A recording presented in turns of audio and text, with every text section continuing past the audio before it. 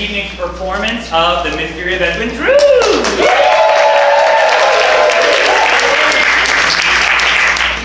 So a couple announcements before we get started. First thing, there is no eating or drinking in the theater. If you do chance it, please be prepared for the actors to beg for scraps. Similarly, if you pull out any technology that they don't recognize, they cannot be trusted to handle it properly, so best to keep it tucked away. You'll notice there were a few trinkets on your seat. Those are for you to take. If you want to leave them, you can leave them on your seat after the show, but please feel free to take them along. Am I forgetting anything? Oh yeah, thank you. So thank you for supporting local theater. Thank you. Big thank you to our host organization this evening, Villagers Theater. Thank you so much. If you would like to continue to see Villagers Theater, you can go see Dogfight, which opens on February 13th. Finally, there is a good bit of audience participation in our show, which is very exciting. There it is! Getting started already! And so, in order for us to just get ourselves connected and in the mode of the show, I'd like us all to just take a deep breath in together. And out. And in. And out. Very good job. So, we also do a little chant as a cast, and I'd like to invite you to participate in. And the way it works is I say the words. When I say Edwin, you say Drood. And then I say Edwin, and you say Drood. Very well done. When I say Edwin, you say Drood. Edwin, Drood. Edwin, Drood. When I say Edwin, you say Drood. Edwin, Drood. Edwin, Drood. When I say Edwin, you say Drood. Edwin, Drood. Edwin, Drood. Put yourselves around.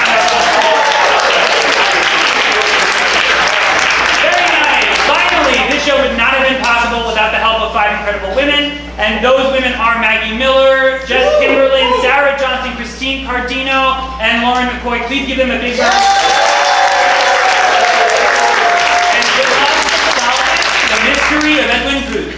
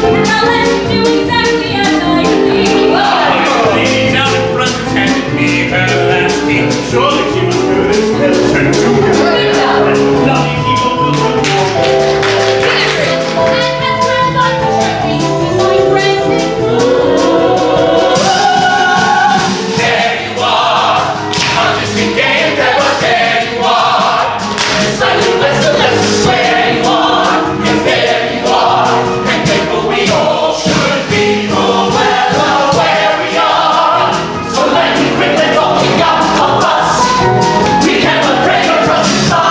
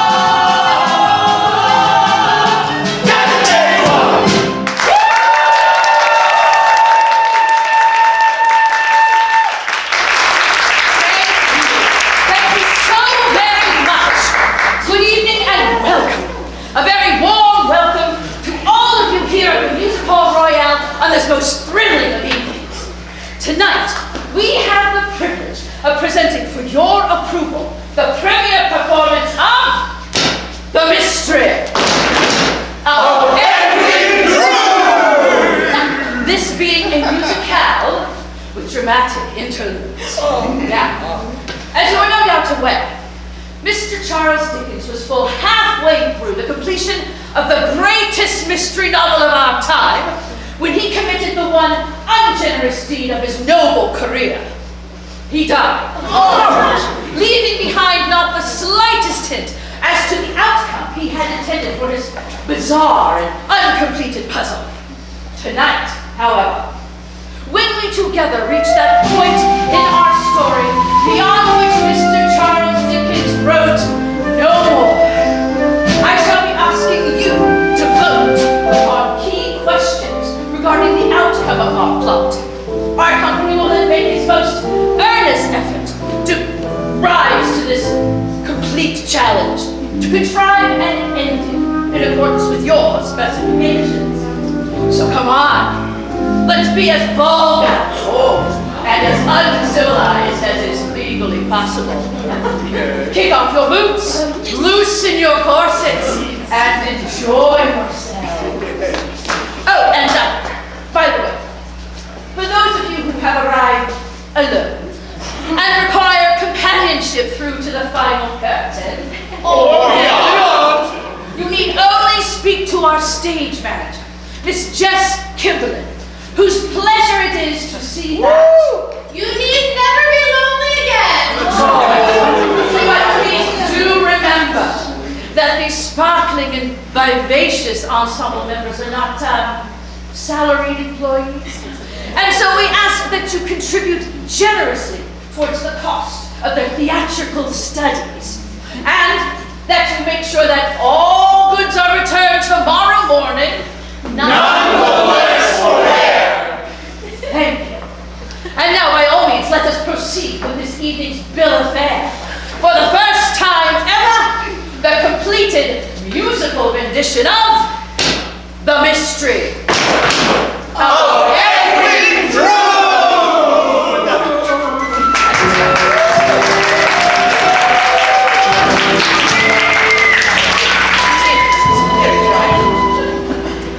Oh my goodness, my lips are sticky to my...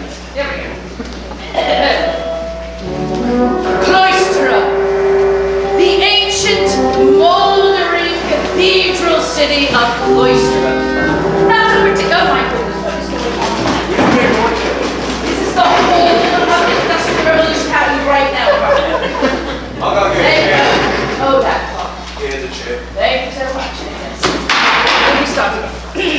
Cloisterham, the ancient, mouldering cathedral city of Cloisterham. Not a particularly encouraging setting for the Christmas season just upon us. A wintry shudder goes through the giant elms as they shed a gush of tears. And here we are, in the home of Mr. John Jasper, choir master of Cloisterham. Choir master, composer, organist, and vocal instructor, Mr. John Jasper is blessed with a voice the angels themselves might envy. And who better to essay the role of John Jasper than that gifted vocalist himself, Mr. Clive Paget.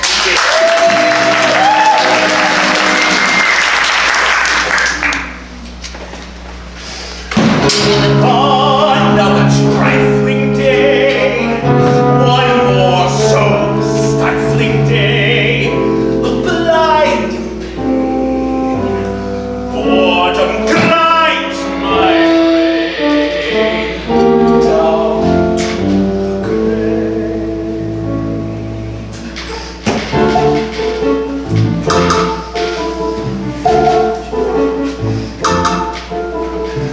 to the and not be all that bad. Consider each superb, disturbing urge you've ever had. Curse aloud in church, a choking bloke who throws a smile your way.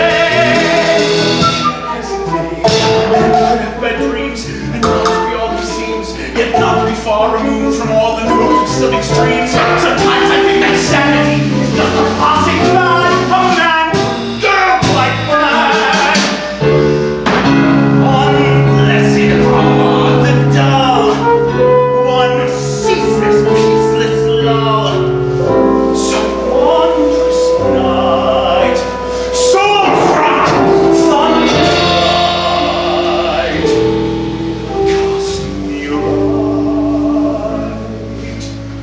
A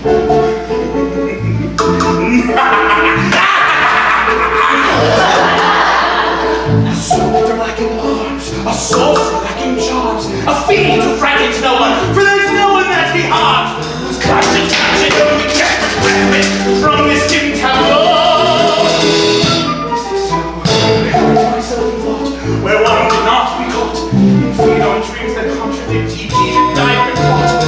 And if someday I lose my way, and I lose my life, oh man, go, none could go, none could go.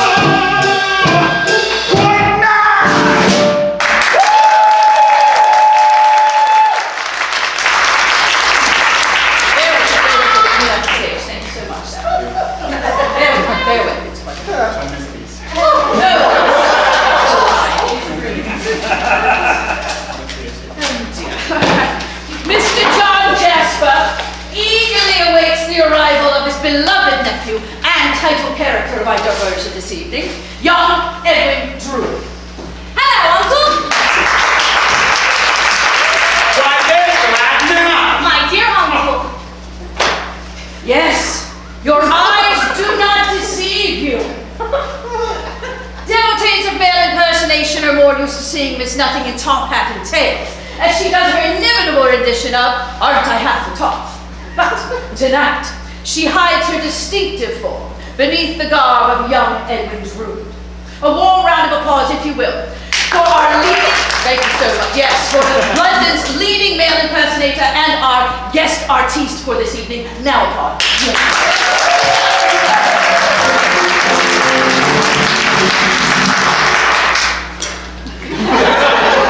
Any dinner, uncle? Oh, you forget, Ned. Uncle and nephew are words prohibited here by express agreement. Of course you're right, John. After all, we do only have half a dozen or so years between our ages. Hello, Jack!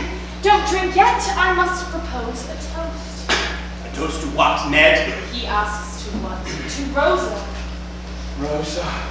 Yes, the fair Miss Rosa Budd. Surely you have not forgotten that Rosa and I are soon to be wed. It has not quite slipped my mind. Yes, a tedious ceremony in your creaking cathedral, John. Then off with my wonderfully pretty bride to dusty Egypt, where I intend to shake things up a bit. It is certain, Ned. Well, Egypt seems a desperate great distance. Indeed, it is, John. This portrait of Rosa is not one of my better efforts, Jack, yet you hang it here. In heaven's name, why? Because it reminds me of you, Ned. And the happiness I wish you and Rosa. Yes, I'm sure we'll be very happy. Although our portrait suffers from an unavoidable flatness, owing to the fact that my dead and gone father and her dead and gone father had practically married us at birth. Why the devil couldn't they have left us alone? Tut tut, dear boy. Tut tut! Sure, it's all very well for you, Jack. You have the freedom to love whomsoever you choose. Don't stop, dear fellow. Do go on. Have I hurt your feelings, Jack? How could you have hurt my feelings? Heavens, Jack, you look frightfully ill. There's a strange film come across your eyes. I have been taking medicine for a pain, an agony that overcomes me. I have been forced of late to seek treatment for it in London. Fear not, the effects will soon be gone. My dear uncle. I take it as a warning! Ned, Edwin, this is a confidence between us. It shall be sacredly preserved, John. I have confided in you because Because we are fast friends. And because you love and trust me as I love and trust you. Both hands, Jack.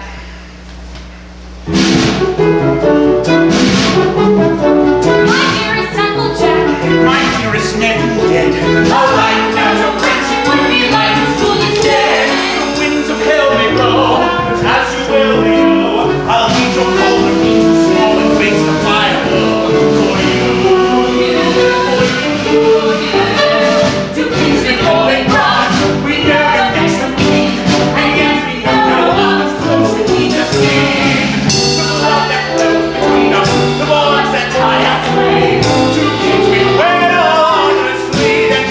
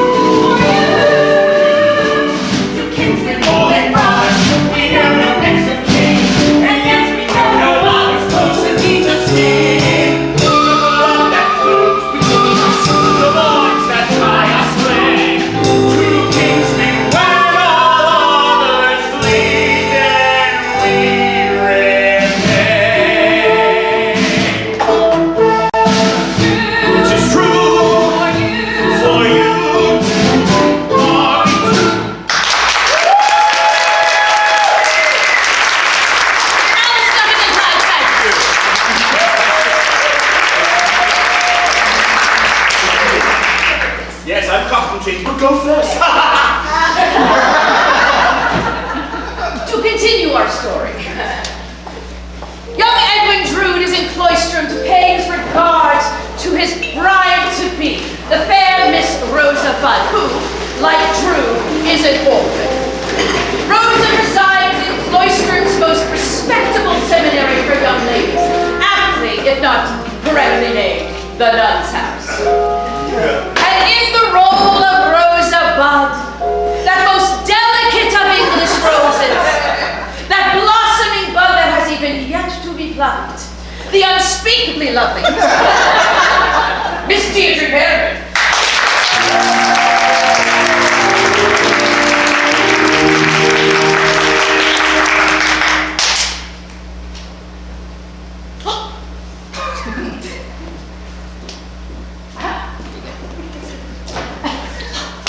Anyway, it's too late now, go! Rosa! The happiest of birthdays to you. I only pray I may be able to say this on each of your birthdays. I fear that is not likely, since, as you know, your own nephew Edwin and I will be departing for Egypt once we are married. It was only a wish, Rosa. Oh, how lovely you look. I have awaited your birthday with eagerness. Eagerness, Mr. Jasper. Yes. Your voice is no longer subject to the fluctuations of adolescence. And in what condition is your voice today, my dearest student? Perhaps as my tutor that question would best be answered by you. Shall I sing the Mozart? No! I have composed a piece specially for you, my loveliest student, on the occasion of your birthday. A choir master's pay being what it is. My life's blood is the most I can afford to offer. Mr. Jasper, sir, I cannot sing these words. 'Twould not be proper. Why, whatever can you mean? I cannot. I am not worthy of it. As your music master, that should be my decision. From the beginning, if you please.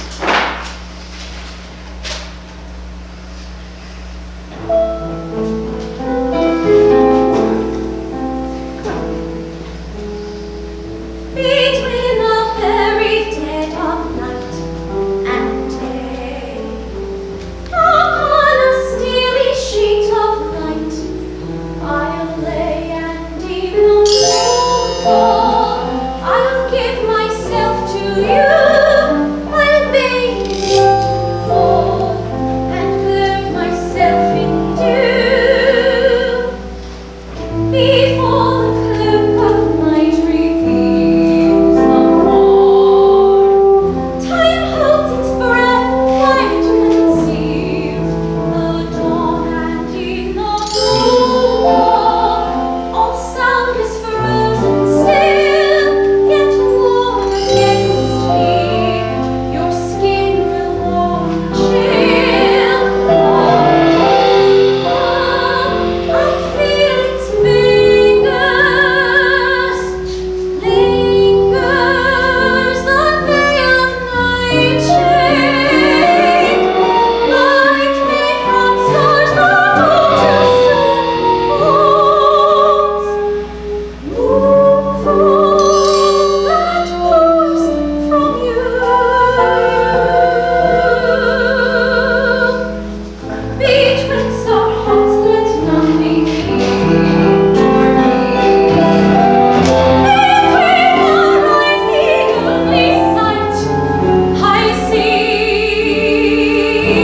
is lustrous moonfall as it blinds my view. So that soon I only see but you.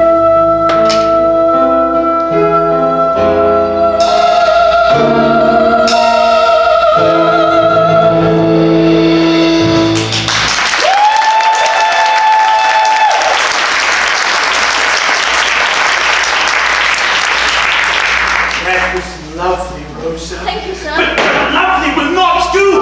When you sing the words, you must make me feel you mean them.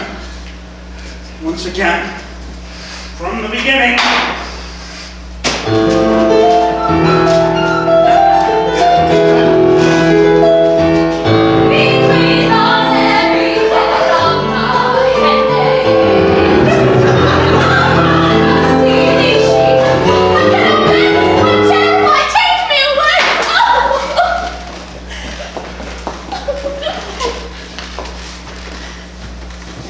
It's nothing. It's all over. Don't speak to her for a minute, and she'll be well. She's not used to an audience. Besides, Mr. Jasper, I do believe that you are such a conscientious master that you have made her afraid of you. No wonder. No wonder. You would be afraid of him as well under similar circumstances, would you not, Miss Landless?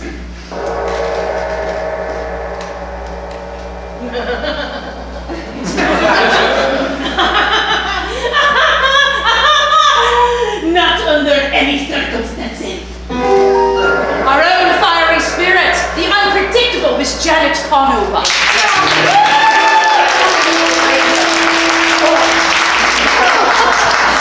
Good afternoon, Reverend Crisparkle. Good afternoon, Mr. Jasper. And may I introduce young Neville Landless.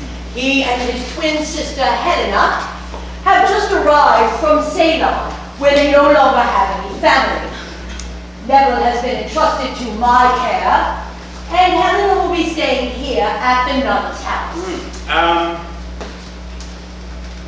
Welcome to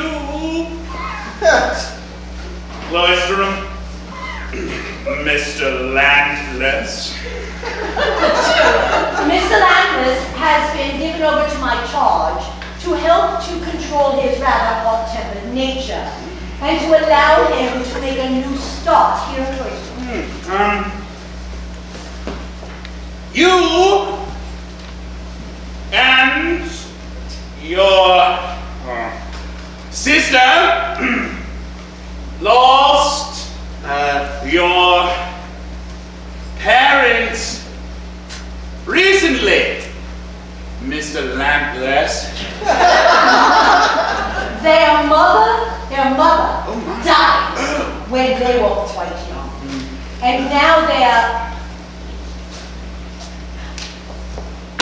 stepfather has passed over as well. I am most sorry. There is no need for you bright gentlemen to console me. As it happens, it was well my stepfather died when he did, or I might have killed him. The newest member of our company, Mr. Victor Grinstead.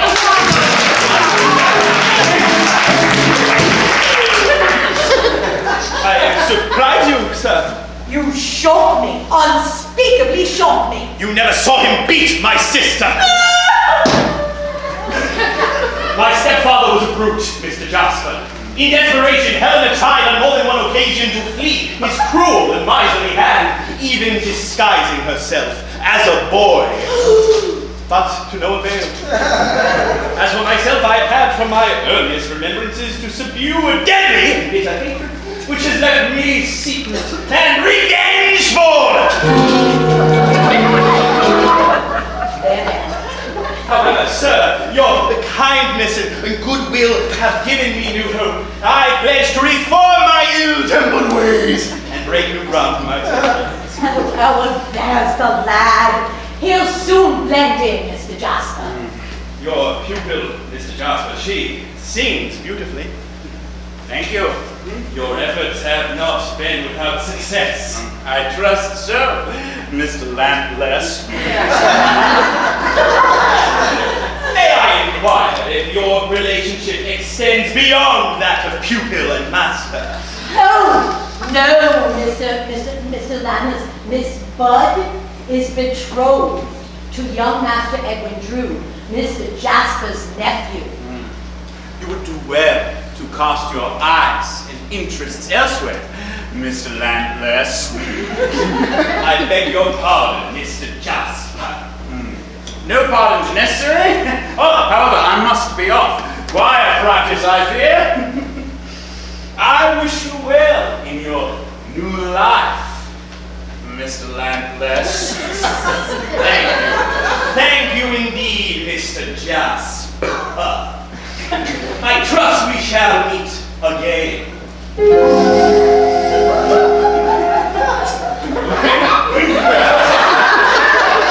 And I should like to meet this Drood and see what sort of a man is worthy of the affections of Miss Bard. Settle down, lad. Settle down. You are feeling better now, aren't you? Much, thank you. These surroundings, which seem secure to you, are new and unsettling for me. You will be my friend, won't you? I'll be as good a friend as such a mite of a thing can be, such a womanly, handsome creature as yourself. Who is Mr. Jasper? My Edwin's uncle and my music master. Do you know he loves you? Don't! He terrifies me!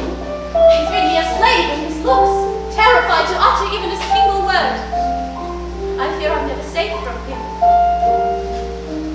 What is it you feel, Betty? I fear the moon falls, I fear the night skies, bright eyes that burn me, blind me undressed, it's already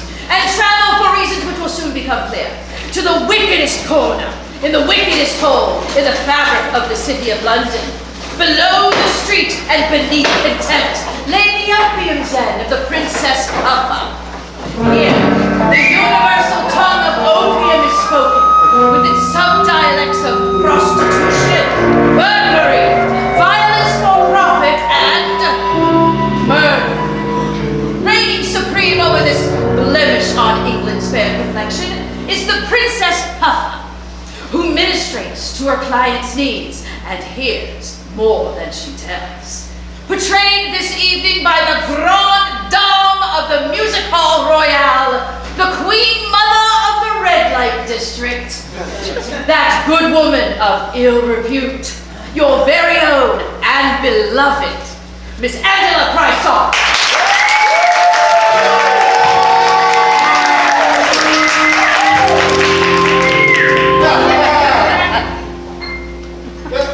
Crime don't pay.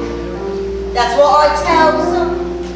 If it did, would I be here? Mixing pipes. What? Then I sells them for a pint of rotten beer. Throws your cat to pocket throbbings. Oh, you slut, to cop some sleep. Bash your face. For bleeding tuppence. Pure disgrace to work so cheap. That's why I say, don't be a sinner for the price of London gin. You can't pay for 1 square dinner with the wages of sin. Sell it so. Oh, love, come off it. Who would buy this sack of skin? All the whole very much profit. It wasn't that money. In the wages of sin. In the wages of sin.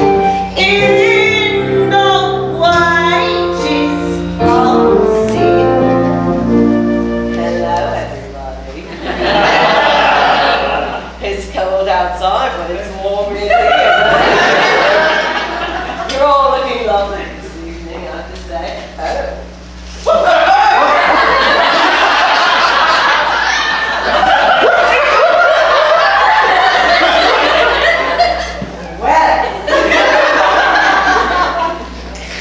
I say. That's a balloon, and you can't be deceived. Looks like we've on the show or Edinburgh.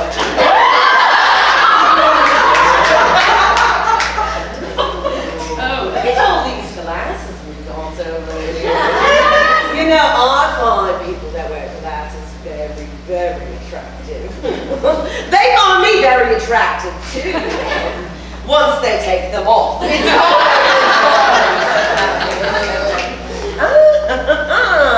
fancy seeing you 2 nights in a row, huh?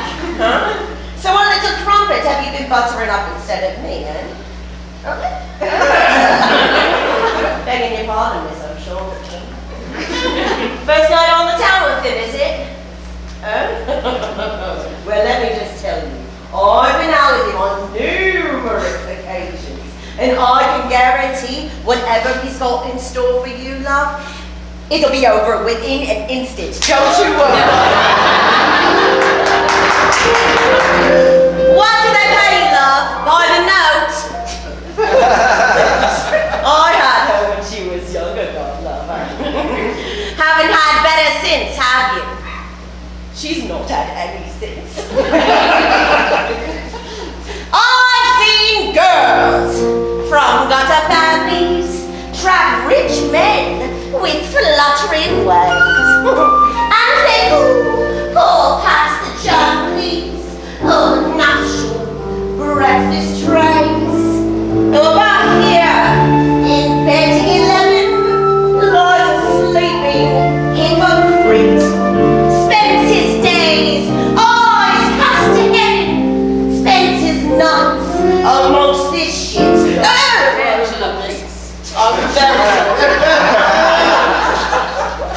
That was quite rude. I pride myself on being a lady, that was not ladylike. It's all right. There are no children here, are there? No. We have one. It's all right. Let me just tell you something. In Auntie Princess Puffer's house, we do as I say and not as I do. Don't repeat anything that you've heard here. Thank you very much. Now let's see, where was I? Eyes cast to heaven, hop on, that guy over there. Shit! That's why I say, don't take past letters. Do things right, anti-writing. In this world, there's greater treasures than the wages of sin. I get threats, but seldom offers. If I did, I'd pack it in. You can't fill too many coffers with the wages of sin. Wait, I think you're all going to help me out with this last one, all right, my love? I've said it at least 87 times now, so you know the words. So let's hear it.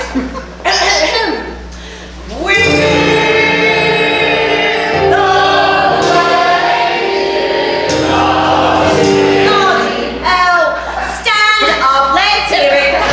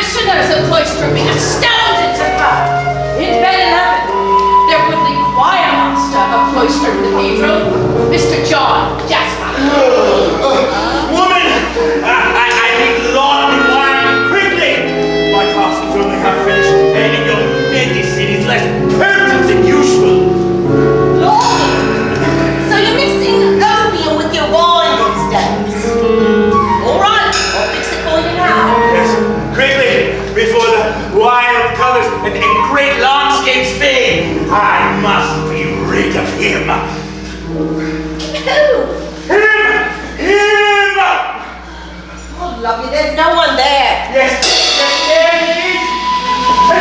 There I am. Yes. Here you go. Be still. Enjoy your journey.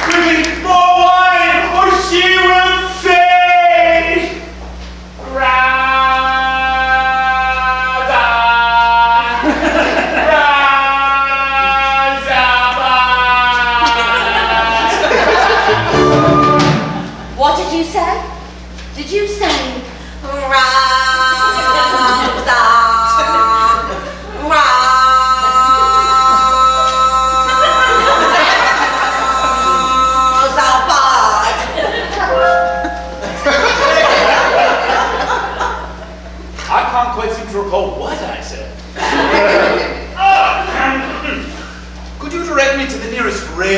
station, I seem to have gotten lost. Father Propensio's, me. That seems quite a large sum for such a small courtesy. But if you are that needy...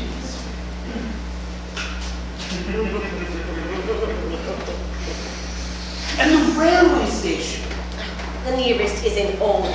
It's about a 10-minute walk away from the river. Ah, thank you. Incredible.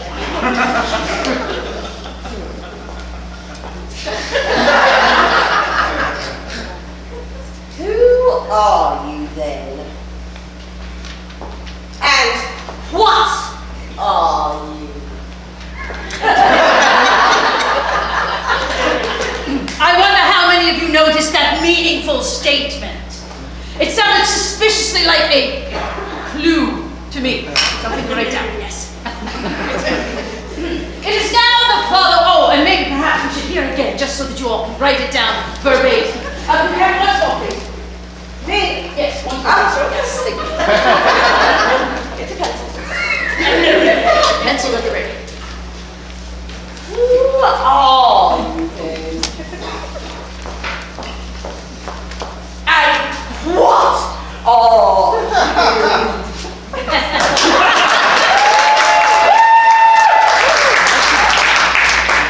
What indeed? It is now the following day, and as we return to less sordid surroundings. Oh dear. So very many. Miss Kimberlin, why did we agree on so very many set pieces? One moment, bear with. So sorry, bear with.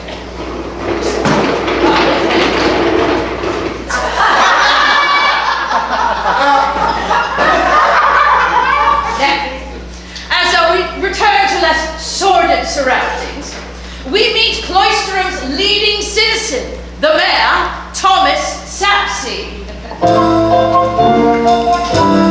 Good morning, Mayor Sapsea. We're in the home. And again, Wait, I'm so sorry. you know, all these tables are up. I did not want to. Where's Jim? Has anybody seen Jim?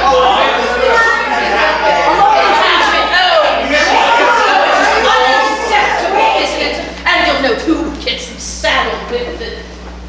You're the boss. Friends of the Music Hall Royale. Your kind indulgence for a brief announcement. The role of Mayor Thomas Sapsea will not, I repeat, will not be portrayed this evening by Mr. James Hitchens as is stated in your program. I know. Mr. Hitchens, as you are no doubt already aware, has tended to appear more frequently in the bar in the back than up here on our stage. And so it will come as no surprise to our regulars that Mr. James Hitchens is once again massively indisposed. Oh, into nothing, he's drunk. Due to injuries he sustained while fighting for a lady's honor. Apparently. And so the role of Mayor Thomas Sapsea will be portrayed this evening by your humble chairman and most obedient servant. Yes, I do mean myself, Mrs. William Cartwright, turned up. I do hope that this last-minute substitution reads with your approval and over the hat. And I might add, it's rather more your luck than mine. Yes, and Jim's hat.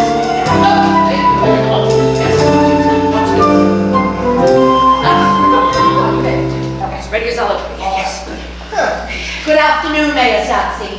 Good afternoon, Mr. Crisparkle. I'd like to introduce you to my Mr. Neville and his twin sister Helena. I'm bringing them here.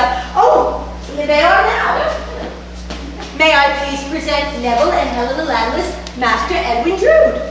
Sir. Sir, I congratulate you on your good fortune, Mrs. Drood. Good fortune, sir. Why, your betrothal, sir. Oh, yes, Rosa. Our Ned is soon to depart for your side of the globe, Neville. Sail on, Mr. Drood. No, but much the same. Egypt. Oh.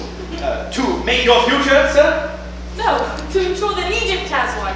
I will shortly be taking over my family's engineering concerns there, and I plan to pull off a miracle. Pray, what miracle? The Cairo Transverse, Mr. Landless, a thoroughfare for coach and commerce across the desert to Alexandria. A monumental task, Mr. Drood. Yes. One wonders from where one will obtain, for example, the paving stone.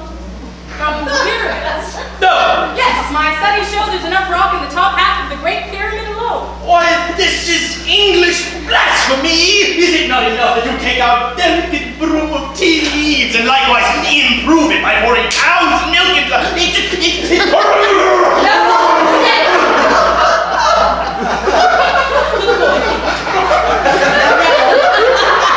Let us not raise our voices here on Cloister High Street.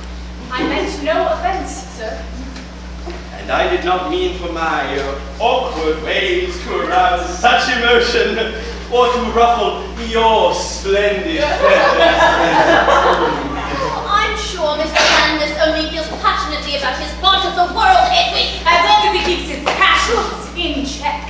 I'm afraid I have not yet adapted myself to your restrained climate. You would perhaps understand if you yourselves knew of the warm and uncivilized allure of our homeland. My uncle has given me some account of your hot-blooded temperament and past, sir. I hope you have left them both behind you.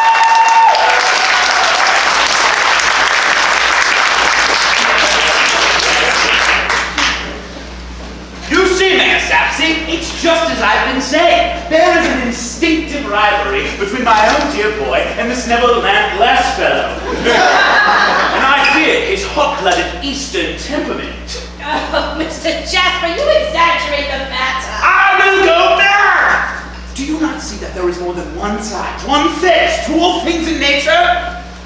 beneath Neville's tainted English accent and adopted English manners, there exists a heathen Landless, a tribesman Landless, a half-bred, half-blooded, half-caste who would kill as easily as he would comb his sleek hair.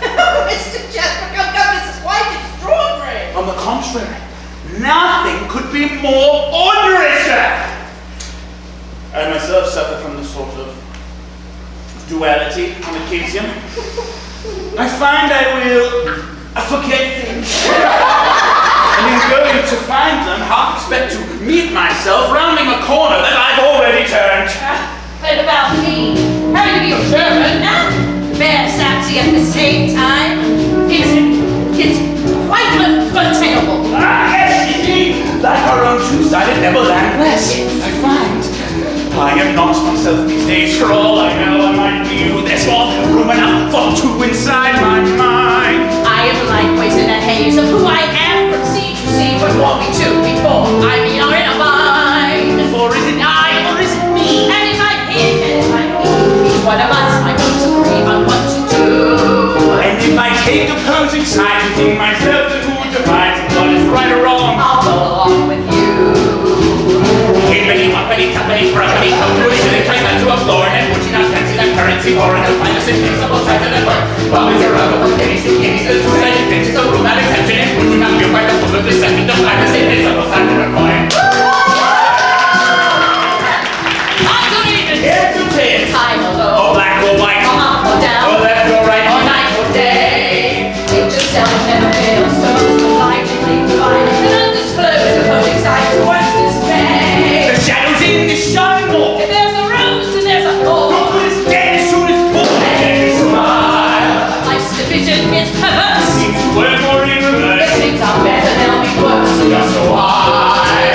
Hippity, hoppity, tuppity, fruppity, come to a shilling, tries not to a forward, and would you not fancy the currency or the finest invisible side of the work? Bobbies are up over pennies and guineas, the two-sided benches of room, not exception, and would you not feel quite the full of deception, the finest invisible side of the work?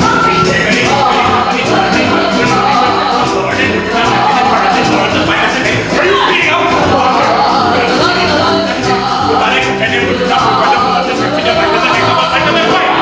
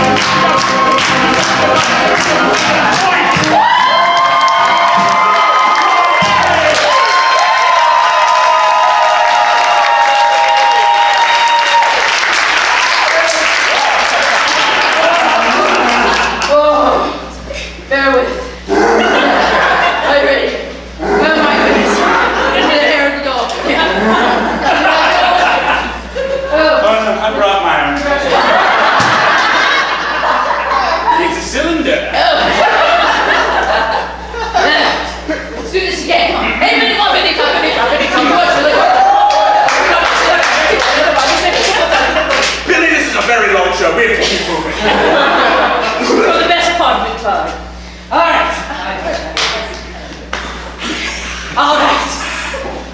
You've convinced me, Mr. Jasper. I shall certainly keep my eyes fixed on that young Neville Landless.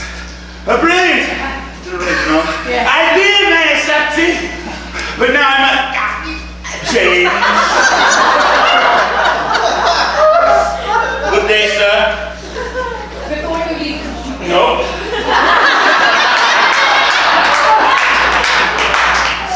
We do all the emotional and mental work, don't we? Thank you, Mom. All right. I'm a woman of age. I just need a moment. Thank you. Woo! There we go. Now, proceeding. Are we ready to go on?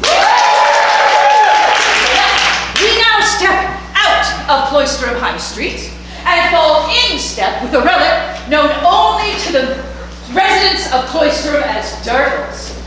A gentleman whose knowledge of the Cloisterham tombs is exceeded only by his capacity for wine and spirits. He is wending his way towards an important assignation machination with Mayor Thomas Sapsea, who lives just around behind. What's that you say, Bill? I said, around behind. And so have you. I didn't come here to be insulted. Why, where do you usually go? I'm not a complete fool, you know. What bit of you is missing? You're next to an idiot. Pleased to meet you. Essaying the role of Durdles, the clown prince of the Hall Royale, your friend, not mine. I give you, and I don't want him back. Mr. Nick Cricker. Assisted, my dear friends, by my very own lad, Nick Cricker the second. A warm round of applause. One weekend. Good afternoon, may I Sapsea, your lordship, sir? Good afternoon, Durdles. Please pardon the cough. It's a touch of a rheumatism. No, you mean rheumatism. No, I've been working on your dead wife's grave. Please refer to the late Mrs. Thomas Sapsea as just that. The late Mrs. Thomas Sapsea. For that is how I like to refer to her.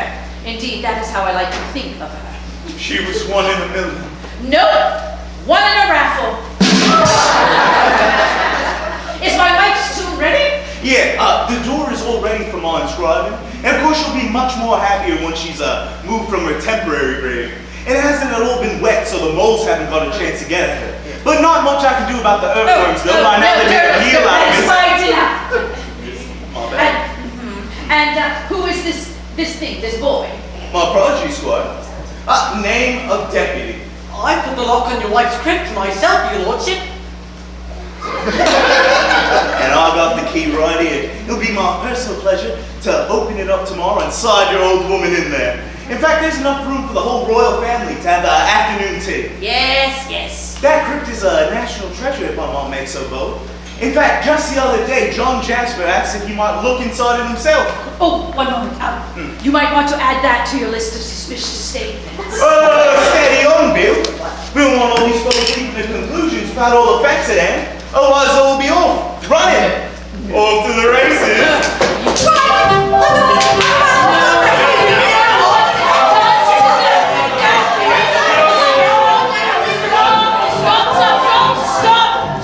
That is scheduled for later on in our program. We must stop the dramatic momentum we're building.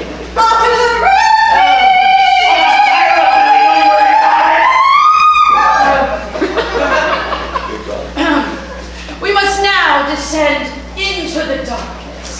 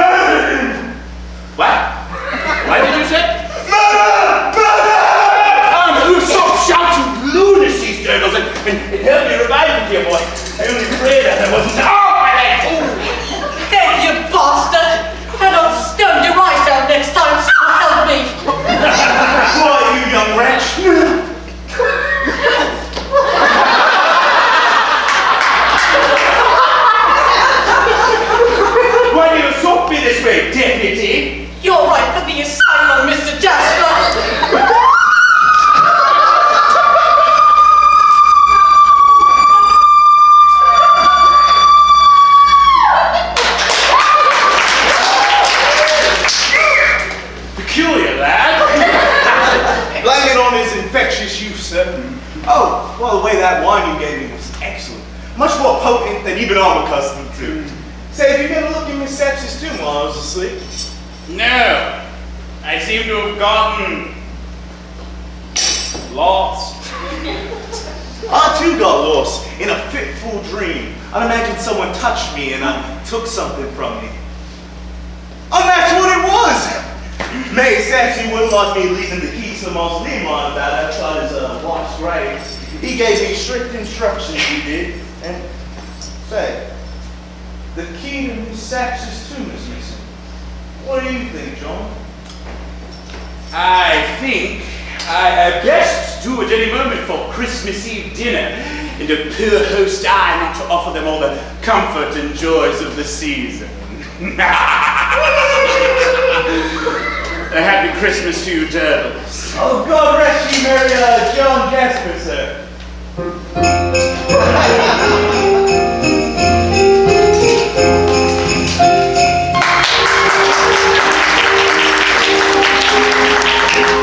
Yes, we've spent many a bright and chatting afternoon amongst these silent tombs. My own betrothed. Rosa, we are not legally bound for marriage. Then let us change. From this day forth to brother and sister. Never to be husband and wife. Never. I am honor bound to confess this idea does not originate with you alone, Rosa. I know. You have never been truly happy with our engagement. Nor have I. I am sorry. So am I. But what? If only our parents had married us off at birth, perhaps then we might know how we really feel for one. If we were perfect strangers, how perfect life would be. I know I adored you. You know you loved me. Too much we've seen together to judge the view. Too much we've been together, and I assumed the future. And I presume that you were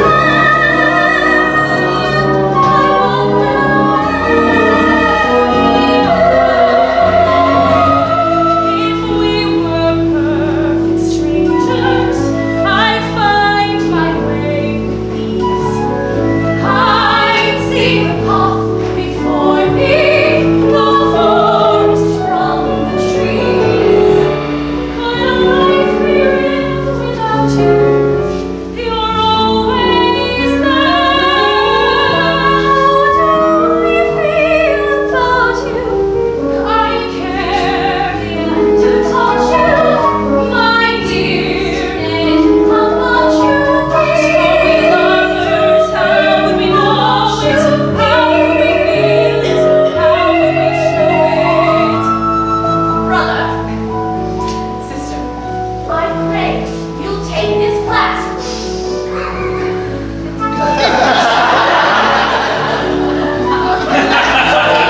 By my husband as a token of my eternal friendship. God bless you. God bless you, dear. How do we feel about you? I care And to touch you, my dear, and how much you Are we lovers? How would we know it? How would we feel it? How would we show it? If we were strangers, I might have loved you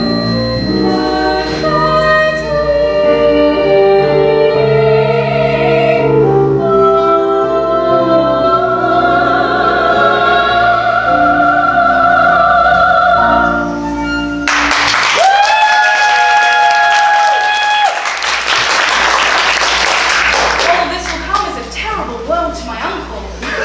Why, whatever is the matter? Could we keep our change of plans for Mr. Jasper? Just for a little while. Of course, you're right. Why give him such sad news on Christmas Eve? But he is expecting us for dinner, and I fear there is a storm brewing.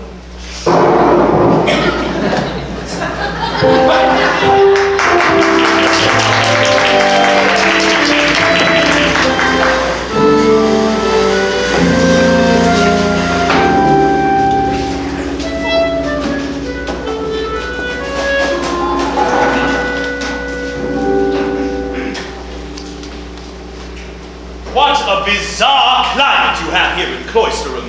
First snow, and now this threatening storm. The gods must be angry. God, Neville, not gods. We use the singular here in England. That's a storm for Christmas Eve. Yes, it was much like this the night that Rosa's mother died. Neville tells me you were once engaged to Rosa's mother, Mr. Clive. Yes, I was. But I'm afraid I was too masculine. And then, on a night much like this, when she was celebrating her 2nd anniversary, just a few short months after Rosa was born, she was apparently walking unobserved along the cliffs and supposedly slipped and drowned in the ungrateful embrace of the waves below. But enough. Let us take Mr. Jasper's lead and have no more grievances against life or against each other over a sturdy Christmas dinner. I pray you will forgive the meager. I was done. Yay! How wondrous it is to see you again. Let me take your thing. I had no idea you had taken on domestic staff, Uncle. Edwin, please, Mr. Landless will take you seriously. Oh, no fear of that. Now, lads. Rosa, you've no idea what it means to have you in my chambers. Miss Bullet, how is it that in a season of holly you remind me of the flowering abysses? But how is it you remind me of an inconsistent maker, Neville? But while your metaphors seem quite stale, your manners are uncommonly fresh. You go too far, sir! Gentlemen! This Christmas Eve, I will tolerate no further unchristian-like behavior between you! Now, this wine is very good stuff indeed. I prepared it specially for you. From a recipe I obtained on a recent trip to London. Well, any port in a storm for me, Uncle. Any port in the storm? That's very funny, Edwin. Very funny. Yes, no, not funny. Thank you. Now then, let us drink deep.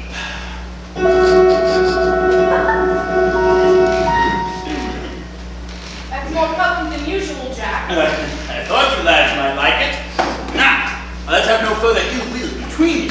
Please, Edwin. There's no more cause for rivalry between us, Neville. You have my friendship, if you wish it. Then a Merry Christmas to you, Edwin. The goose is cooked!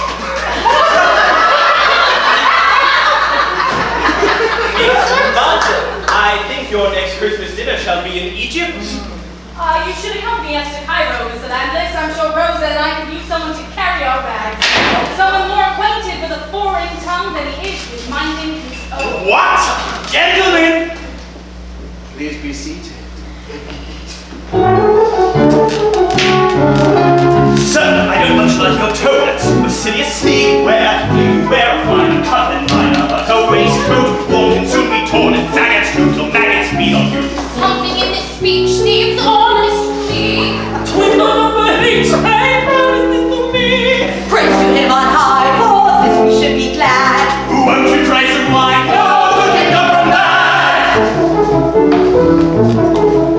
My dearest Edwin, I wish to wish you well. The world is yours before you just have. Wait, from the shell!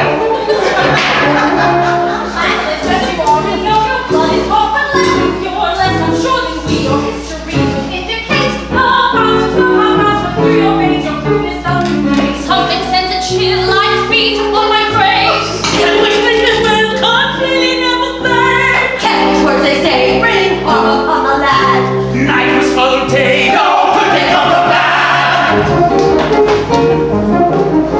My dearest Eden's friends, may I propose a toast to Rosa and Edwin Drood for each year? And here's the roast! Stop. Thy kingdom come, thy will be done. Which one of you will carve?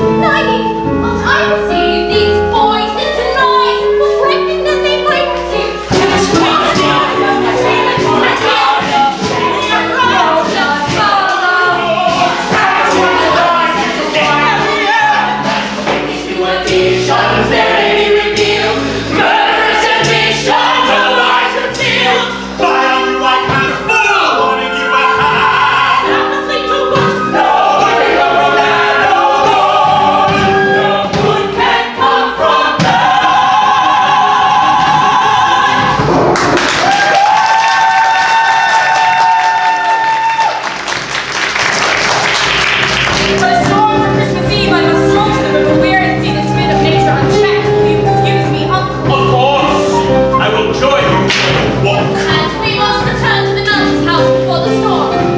Good night, Edwin, my dear. Everyone.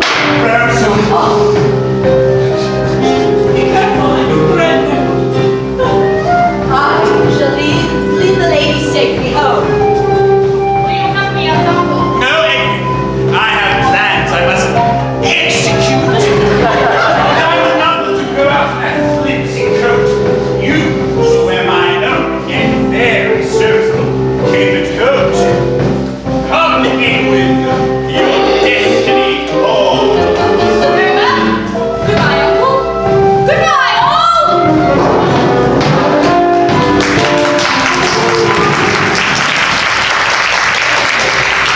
When shall these three meet again? When, if ever? It is now late the next day, Christmas Day to be sure. The storm is over, but in its wake there is to be found no trace of young Edwin Drood.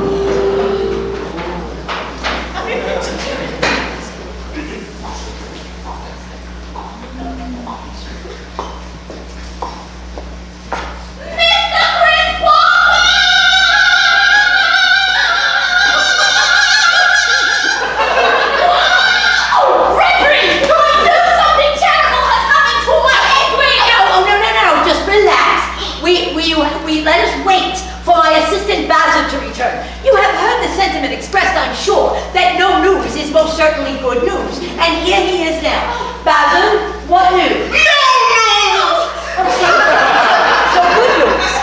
I don't believe you've met my assistant, Mr. Basil.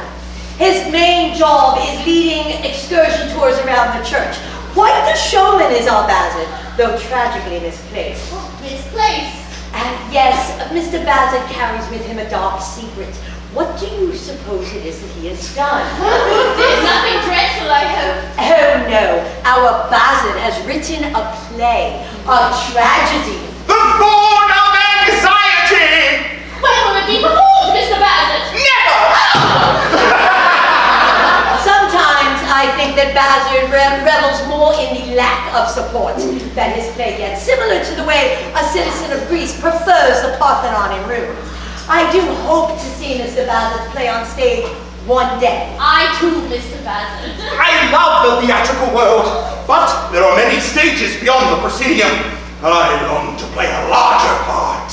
Well then, Basil, why not use your enthusiastic talent to go find out what's happened to our Edwin Drood? That assignment I eagerly accept.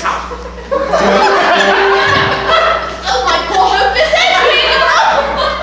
Oh, how like her mother she looks. Oh! If only her mother hadn't married another. Why? If only she hadn't gone to that party to celebrate her anniversaries and drowned in that pleasure party by the sea. I might have been Rosa. Father! I need your prayers. Rise, child. Cathedral bell in me.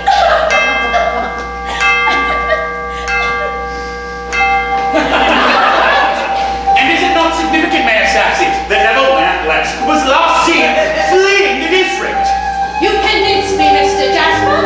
There could certainly be a secret murderer hiding in Cloistrum's affectionate bosom, and all hints do point towards young Neville Landless. I thought exactly, sir. I shall send a few strong fellows to bring him here.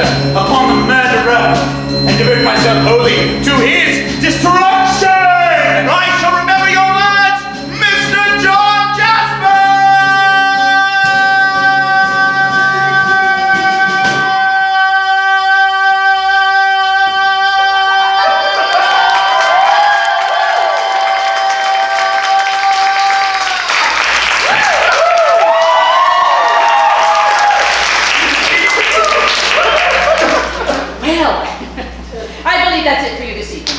That's right, You know, it does seem odd you coming down from Knutsford each evening. I mean, you do seem to specialize in these narrow parts of late. Not by choice, Mrs. Cartwright. I mean, in Julius Caesar, you played the part of... A senator. Ah! But at least you were in for the kill. You know, if you think of it, it does seem odd that Mr. Charles Dickens created your character at all. Unless he had a more promising future. That's been my solace in the role. Yes, I'm sure.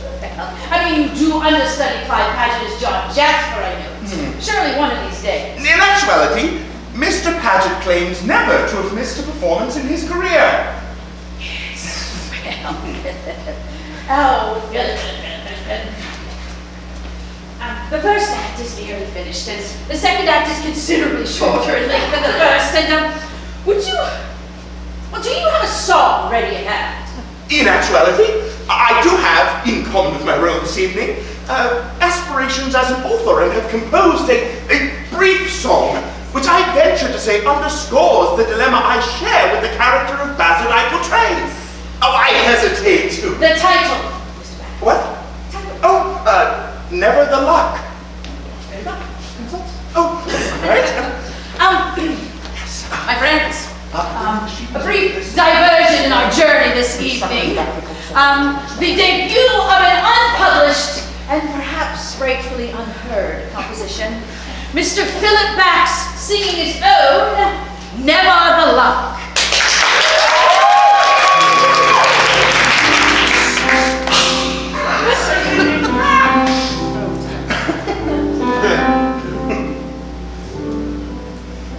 Never the luck, and never the lead, and never you mind, they say.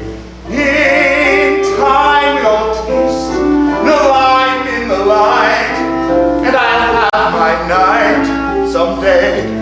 Still, each precious part seems over and done before I've begun to speak. I cast out my line and keep my hand in, but I must step in this week. Some starless night, they'll fall to the wings. Who here dances and sings? That when yours truly springs, and seeing me then, they will cry. Why? Knows each line and everyone's cue. We must let him do the part. I'll only take the stage. The music will play. I'll waltz my way into your heart.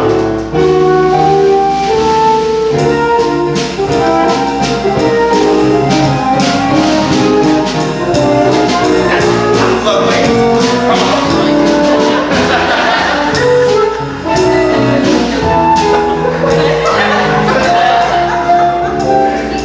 Though ever I plan and ever I plot, with ever the luck to try, I wait for my star, my fate to be struck, but never the luck have I, but ever the dream have I.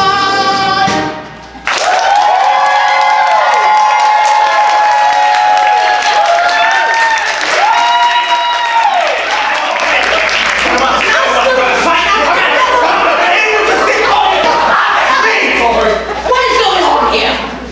There's your murderous son. Oh, nothing, I'm sure, lad. Landless! Where is... Why do you ask me that way? Because you were the last person to be seen in his company, and now he is nowhere to be found. Mayor Sapsea, do you wish to question him? Love that. Mayor Sapsea. No, you. You left for the riverfront with Drood at what time? I in all honesty, I cannot recall anything of what had transpired once Edwin and I had reached the river. Then what are those bloodstains on your shirt front and on your shoes? Why, I acquired these bloodstains, sir, just now when these men of yours dragged me from the countryside where I had been walking. Never Landless! As acting constable of the district, I hereby place you under arrest. Oh, no!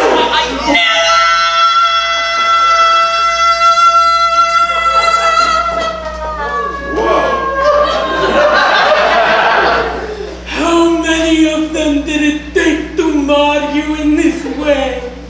18!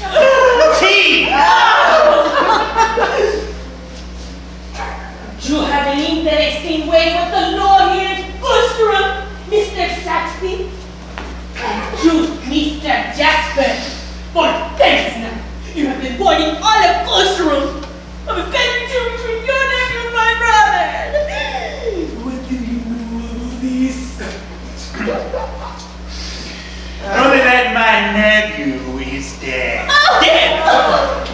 Mayor Sapsea, I would gather that Master Neville will provide no more information beyond that which he has already freely volunteered. And you shall volunteer nothing further, Neville. I warn you and your brother that there's the issue of murder ahead. Before you utter that word again, you laughable man, perhaps you would be good enough to provide a body, a victim, a corpse, something more tangible than an errant nephew, a temper soldier, and a ludicrous city official with no backing for his charges other than pure bungleship that comes. Well said, Helena. Master, Mayor Sapsea, I do believe that Miss Landless is correct. Without a body, you certainly cannot arrest young Master Neville. All right, release him. Oh, God bless you, Mr. Prysock. I am overpaid. If only there was a way to show my gratitude without this strange and somewhat geographically untraceable accent. Yes, well, let us all pause here for a moment.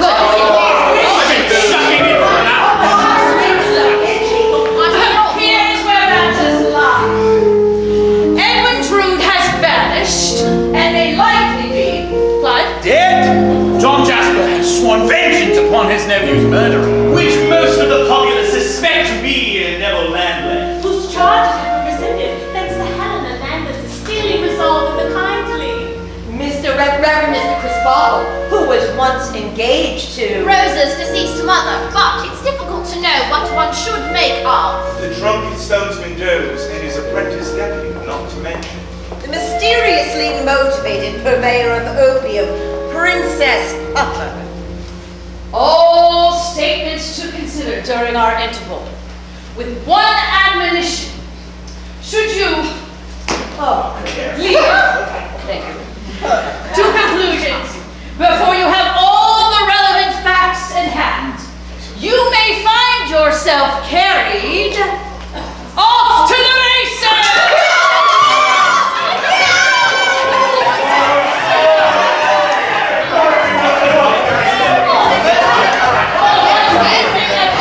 Hall Royale is complete without a rendition of our trademark anthem. Off to the races! Quick conclusions often lead the best of us astray. The wisest move in life is just to wait. Otherwise, your galloping emotions run away like Horses at the gate. On to the races, on to the races, on to the race we go. And what the chase is, and what the pace is, we seldom see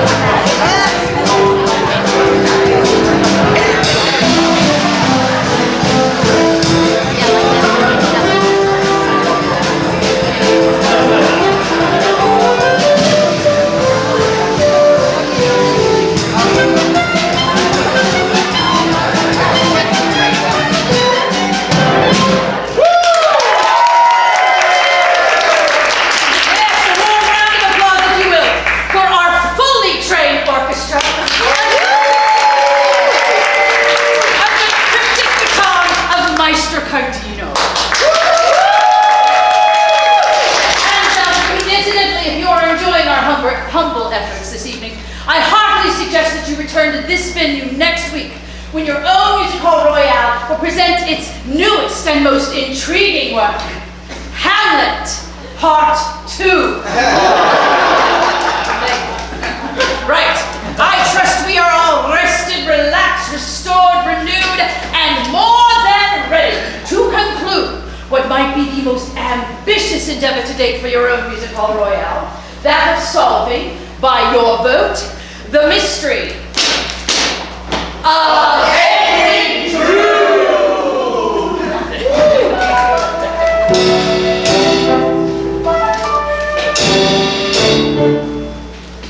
6 months have passed.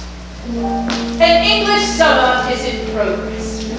Still, there is to be found no trace of young Edwin Drood, and all of Cloisterham is agog with rumor and suspicion. But there are further developments.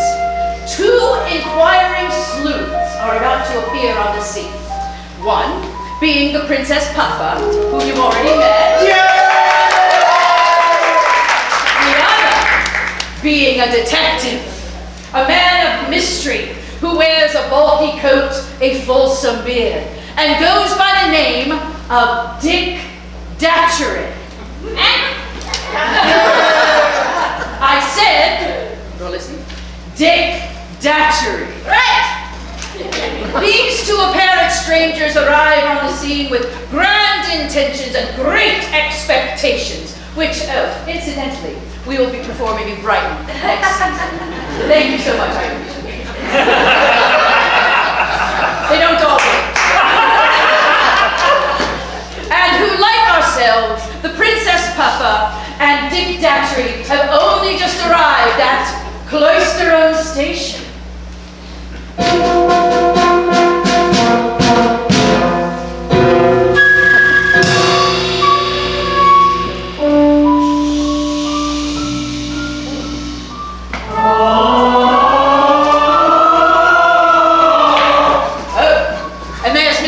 Jasper, recently returned from another treatment in London. And of all curious souls in Cloister, none are more intensely curious than these 2 sleuths. We're here to track this man in black, and with one clue as to the who and why. I find myself in this aggravating garden phase, gravitating towards this place, navigating towards this case.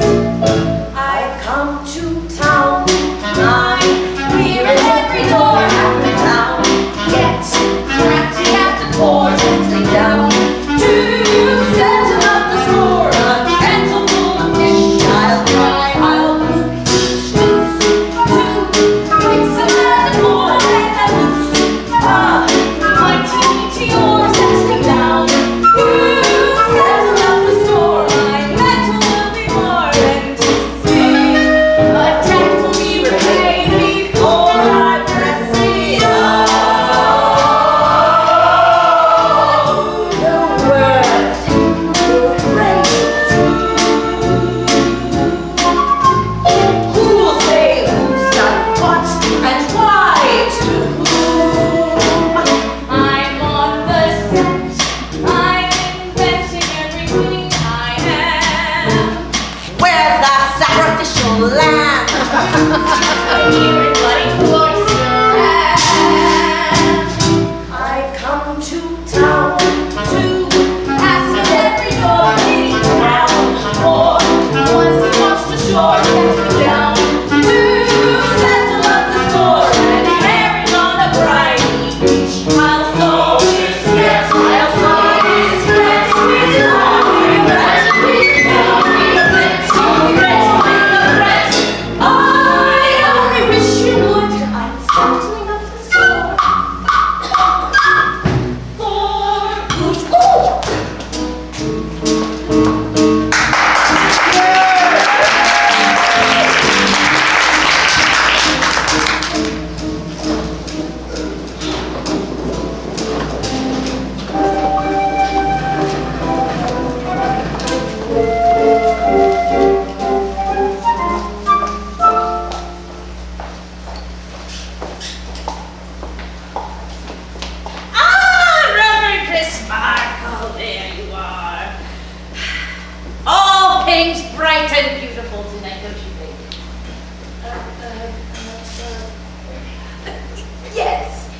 It's as if the lights in the sky, the stars, were pinpricks in the ceiling of the sky, allowing heaven's light to shine through, or something along those lines.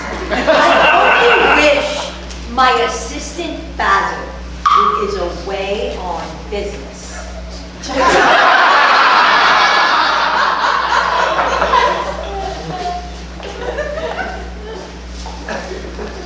Hold on there, boy. Here's a face we've not seen before. Welcome to Bed Cloistrom, Captain. I'm in my way of being official greeter to anyone who might have a price of a bottle of wine on them. Name's Durdles. The name's Datchery.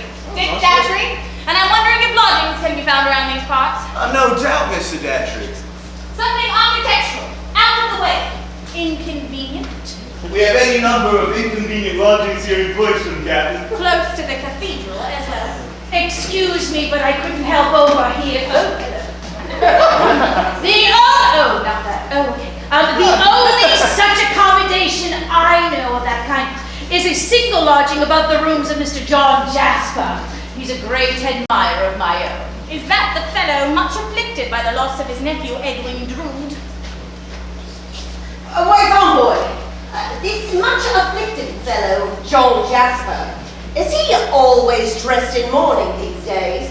That's the man. You won't catch me going near him again. Why is that, boy? Because I don't want to be lifted off my legs and choked again. I find that very interesting. I'm going to enjoy watching the comings and goings of this town.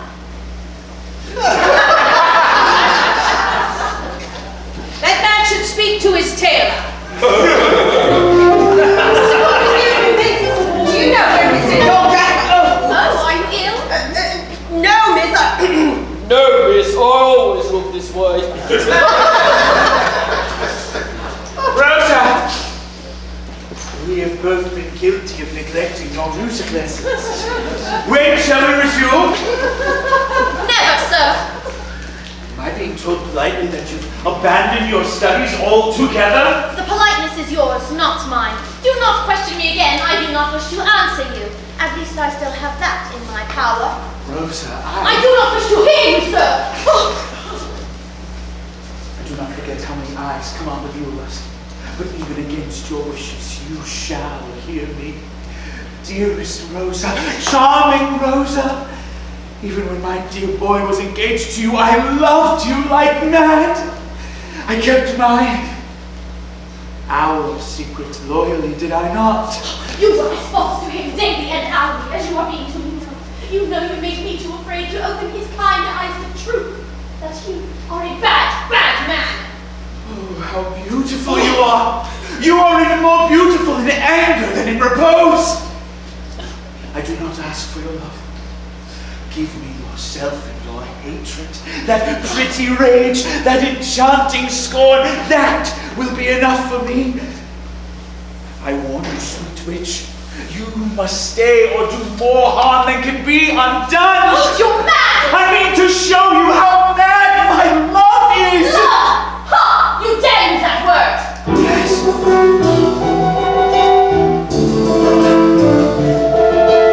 Love is not a word that wandered here from pasture spring, where it was rarely said or seen and seldom sung. Innocent enough it was intended to be used on rare occasions, not abused by every tongue.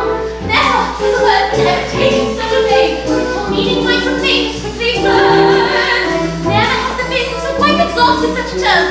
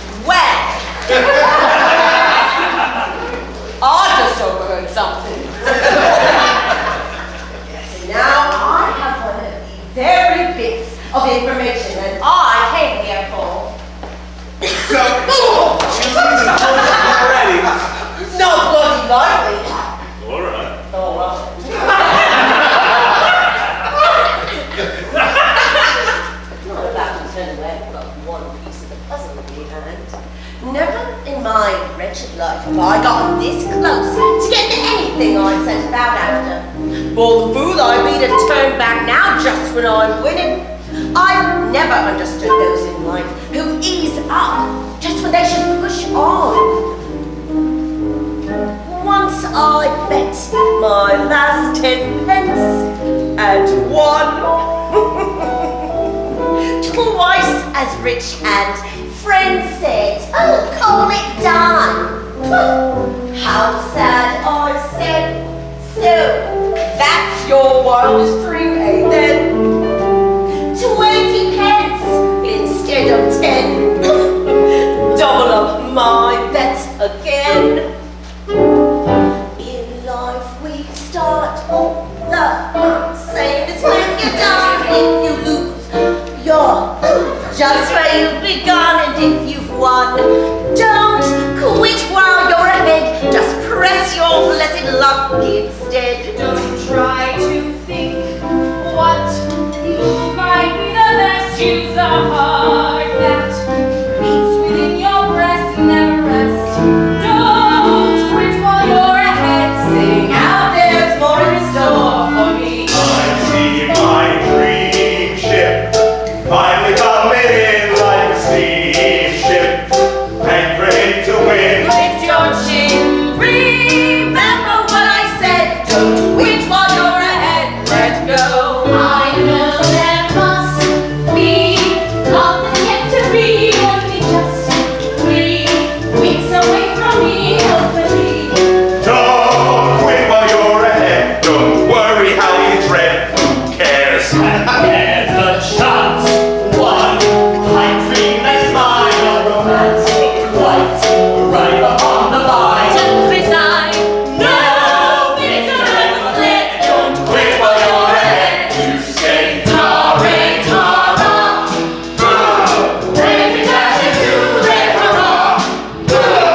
When you dash it through, la-di-da. Don't quit while you're ahead. Don't say I want to bid farewell. Full well I know. Don't let the moment go to waste. Not with victory close enough to taste. Lead the moment all to haste. For God's own sake. So raise the stakes. You struck the lucky vein, never break through. Heavy lucky chain, no refrain. Don't quit while you're ahead. As easily I can say, you'll see ta-ra-ta-ree. Boom! Bang and crash it, glory be. Boom! Bang and crash it, glory be. Don't quit while you're ahead. Sing out, there's more in store for me.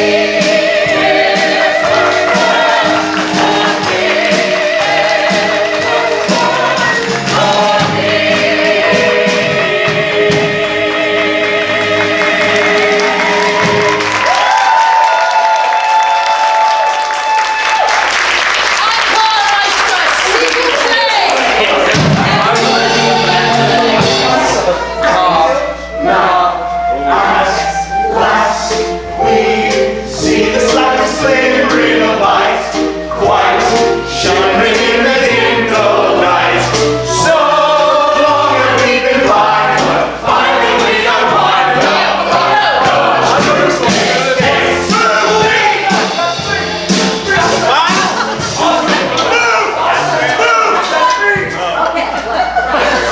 My friends of the music Hall Royale, it was at this point in our story that Mr. Charles Dickens laid down his pen forever. Oh, I know. And that is all we shall ever know for sure of the mystery of Edwin Drood. Tonight, however, at least within the confines of this humble theatre, we shall solve, resolve, and conclude the mystery of Edwin Drood! Go have a seat, my friend.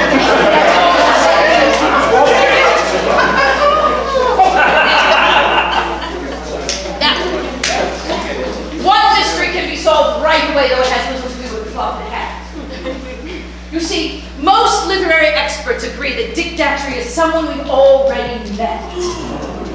A character from the first act who is roaming cloister disguised as Datchery in order to better investigate the disappearance of Edwin Drood. And as you are no doubt aware, the role of Dick Datchery has been portrayed thus far this evening by that master and mistress of male impersonation, Miss Alice Nutting.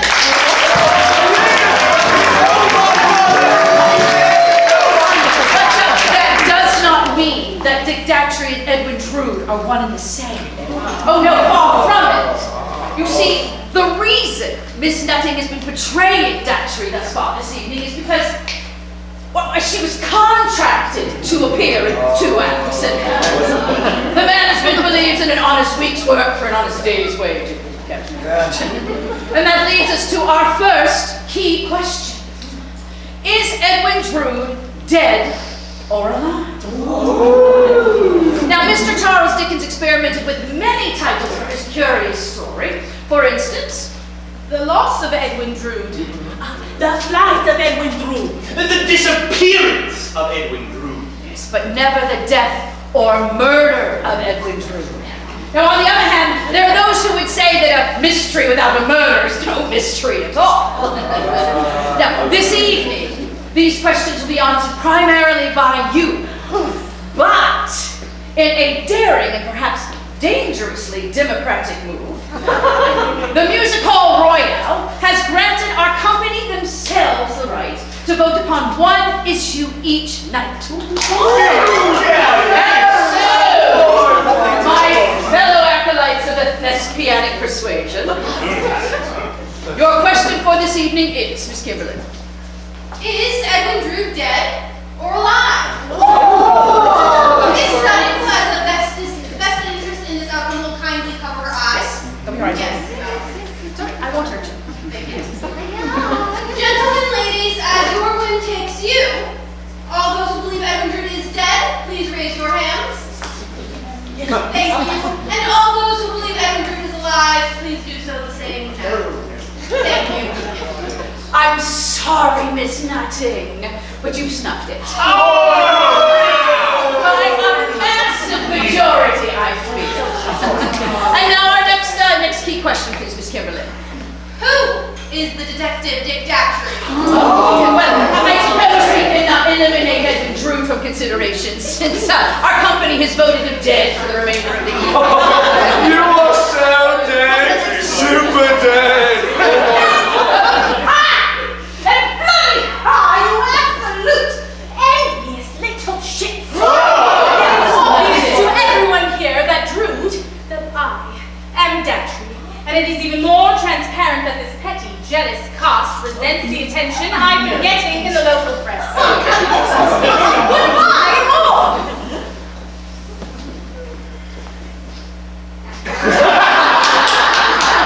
Oh, Miss Nutting, please know that.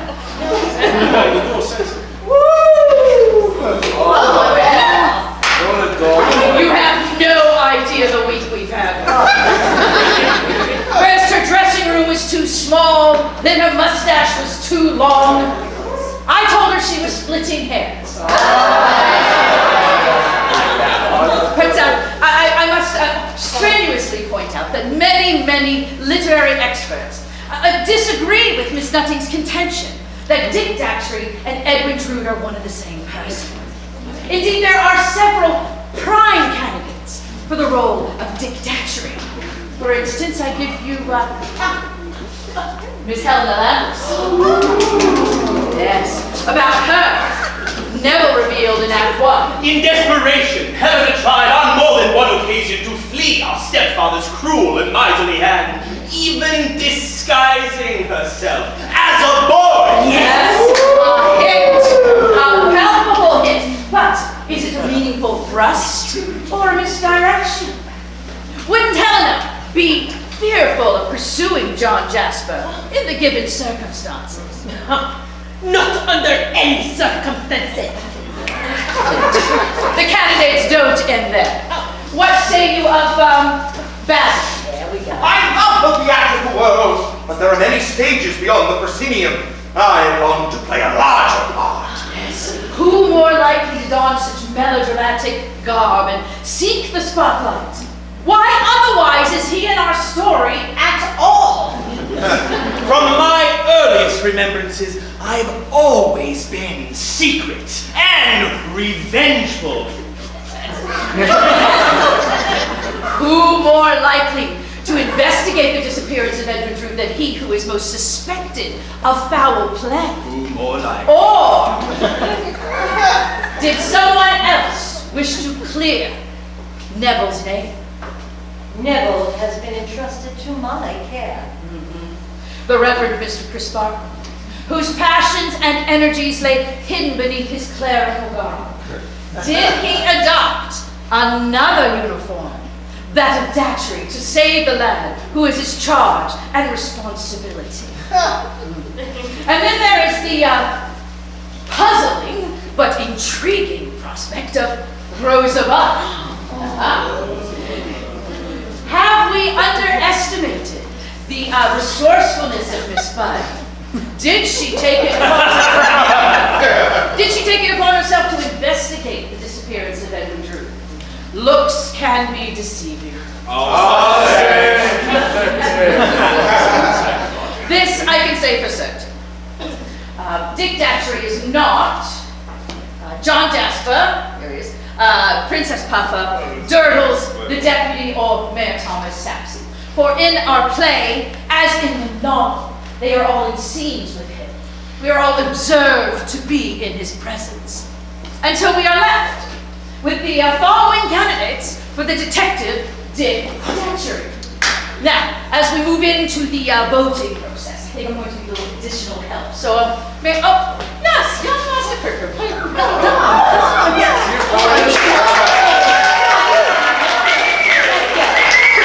Are you ready for the challenge, boy? All right, here we go. Now, might I suggest that for this voting process that we vote the way it is done in amateur theatrical contests. So when Master Kirker and myself present each candidate, pray applaud for your favorite in the role of Dick Datchery. Do we all understand that? We're to applaud. All right, thank you very much. I'm going to start over here. Come, Master Kirker. All right, here we go. Applaud for your favorite.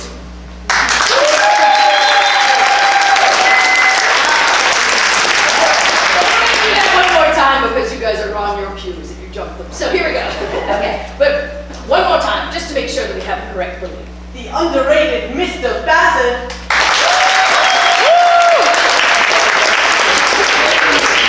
All right, moving on. The ecstatic ecclesiastic Reverend Chris Buckley.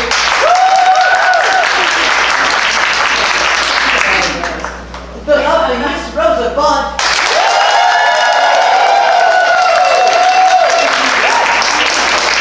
All the way from Ceylon, Mr. Neville Landless.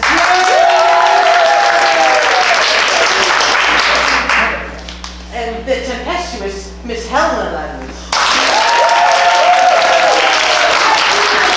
Rosa Budd is our Datchery.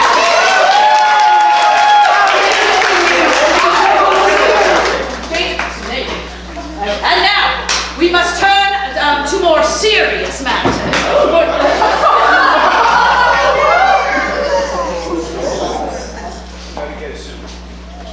Play me off, maestro.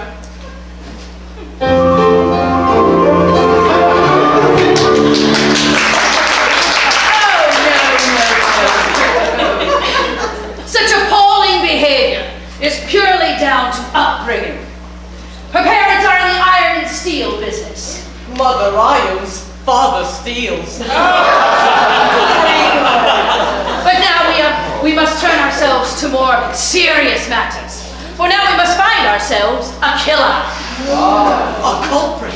A fiend. In short, the murderer of the dear, Departed, vanished, vanquished, late, lamented, title character of our play, young Edwin Drood.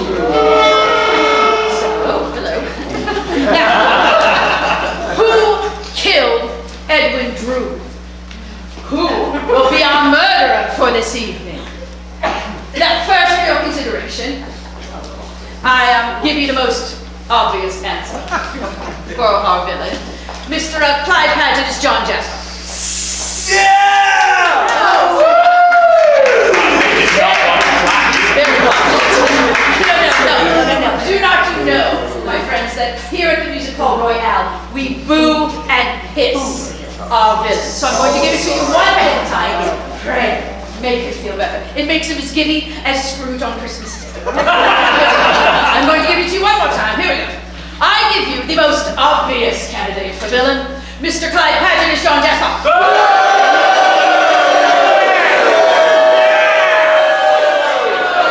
Would you like to be serious? Is this the face of a murderer? Yes. More appropriately, I ask you, is this all there is to the mystery of Edwin Drood? That John Jasper, the obvious villain of our piece, killed his nephew Edwin Drood in a failed attempt to win the love of the fair Miss Rosa. Well then, where then the mystery? Oh, that one. Yes. Where then the mystery? Where indeed? And how stand you for the most obvious answer? Or for a more intriguing solution? Now, two more characters I can safely remove from consideration. Young deputy. And my own man, Thomas Sapsea, without a doubt intended for comic relief and don't factor very intimately into the lives of the other characters. And so, we are left with the following candidates for murder. Helena Landless! Did I am trying to save my brother? Bring harm to Edwin Drood?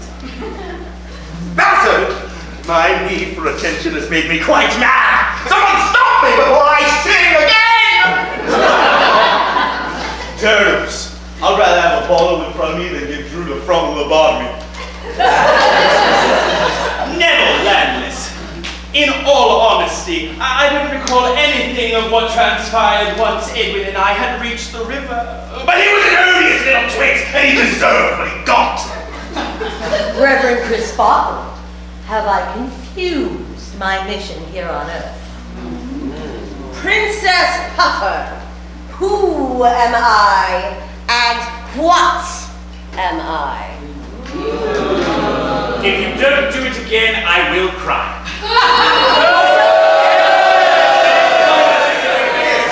John Jasper, I have stood in a cold shade of suspicion since our story began. Who says this? I know. Time now to choose. And for this voting process, might I suggest that this time we vote by a show of hands. Now, our ensemble are even now dispersing themselves amongst you, so pray turn your attention to your nearest ensemble member, and they will take care of you. Thank you very much. Oh my Lord.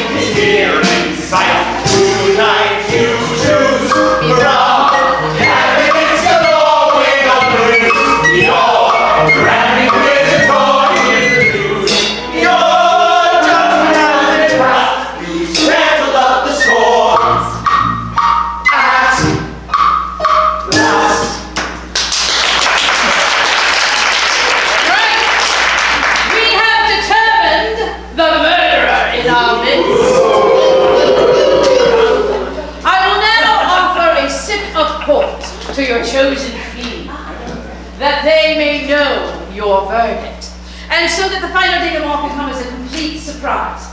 I heartily suggest that you all close your eyes tightly. Just close your eyes, please. Pray, close your eyes then. Now. Close your eyes. All right, here we go. I am offering the port to the murderer. Oh, Lord, thank you. The murderer is drinking it. Oh, Right. You may all open your eyes. You see, you cannot trust anyone in this room tonight. And as our company departs from backstage, I leave you with one word of warning. Be prepared for twists and turns as we serpentine our way towards the conclusion that you have chosen for us. And now, friends of the Music Hall Royale, I give you, And at long last, by your determination, the conclusion of the finale of the mystery of Edwin Drood!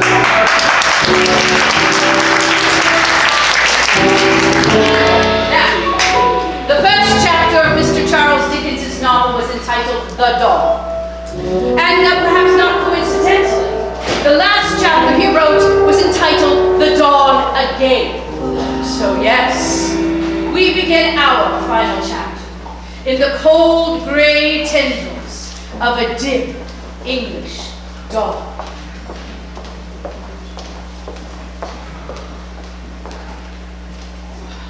Bloody freezing again. Here, miss. What is it? 3 and 6 for Christian soul in distress. We're both Christian souls in distress, I fear. I've little more than 3 and 6 to get me to London. Running away from something. Yes, at long last, yes, and now I must. Rosa. How on earth do you know my name? No. Well, I've only known you since you were born. Only bathed you and fed you and... Don't look at me, Rosa. I couldn't bear for you to see me like this, but... Can you remember from some 12 years ago, your nanny, Rosa? Can you look at me now and see your nanny and say... Nan, somewhere, I was 12 and I didn't there anymore. You do remember, my dear girl, you do. You never knew your mother, did you? I was the closest to that for you. Why did you leave me? Sad story. It's a common one, my dear.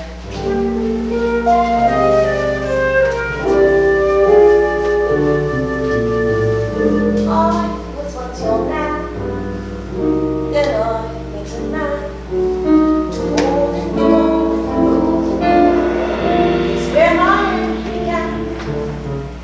Let him have his way with me. He knew his way so well. Led me down the garden path to where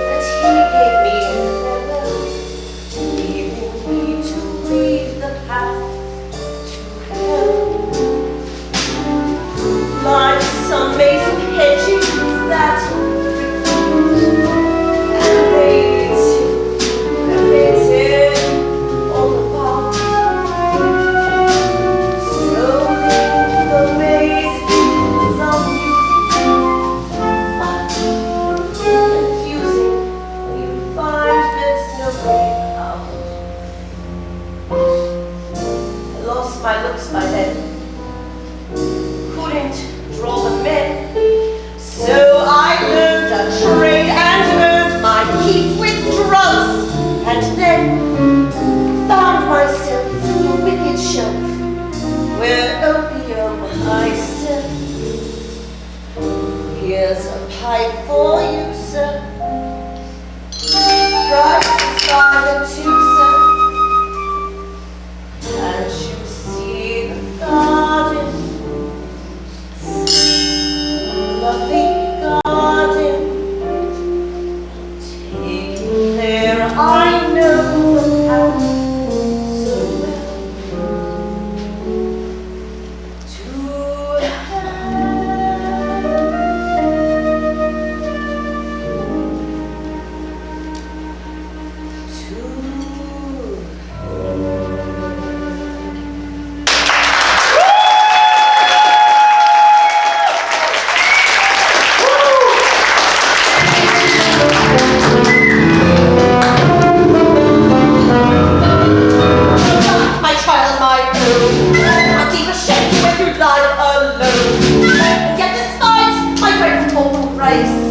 I never once forgot your name or face.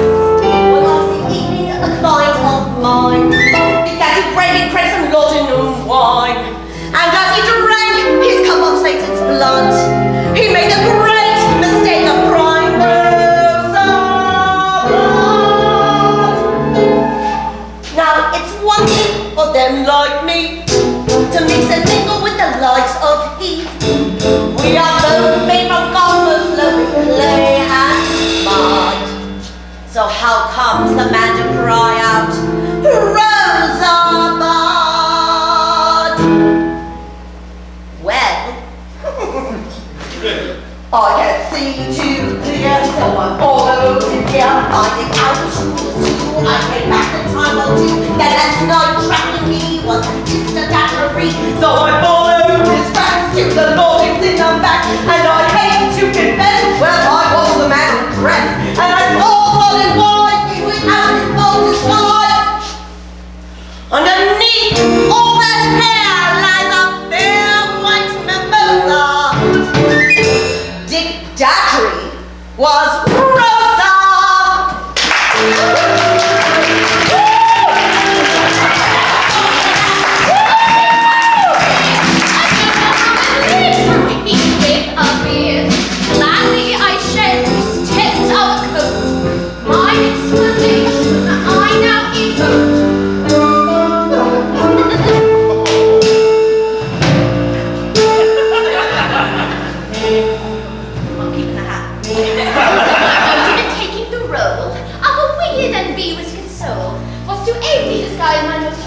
As I take an inquiring stroll, for strangers will chat with a chap, and reveal this and that in a snap. I'll remark a milieu of women who query too much, it's a great handicap. So this disguise saw me through it, playing the part of a man. Really, there's nothing much to it, most any animal can.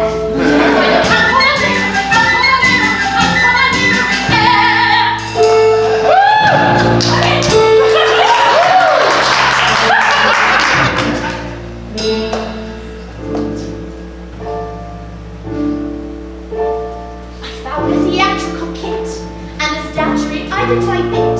So to clear Neville's name, I confess to my shame, 'twas for vengeance as well, I admit. I followed John Jasper high low, found the den he descends to below, and as he saw the tales from me in clear, my suspicions were quite apropos. So I crept in the lodgings of Jasper, dressed in the skirt I had, what a sight! There I found my mother's flat, the one I gave Edwin that night. Jasper took it from there after hurling him dead in the rear of the bed, I suppose.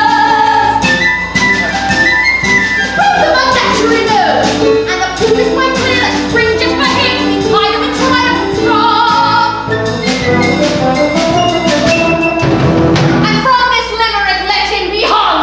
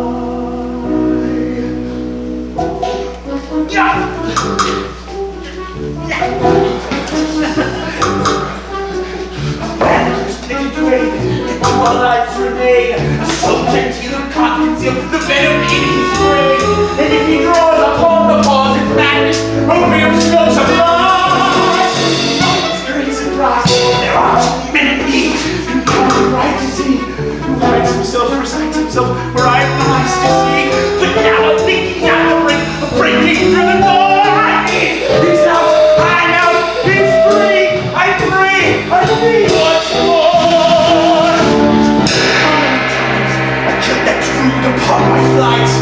And flight's that burst the smart presumptions of his right. His right to dare, his right to share my Rosa's dead. It took no smoke for me to picture Edwin dead. That night I filled myself a flask of laudanum, and then to toast my head and Neville I drank some. That's when my greatest flight of fancy did take place. I watched my hands outstretched towards Edwin's pale white face. I saw my fingers clutching his neck so tightly, clutching my sleeve.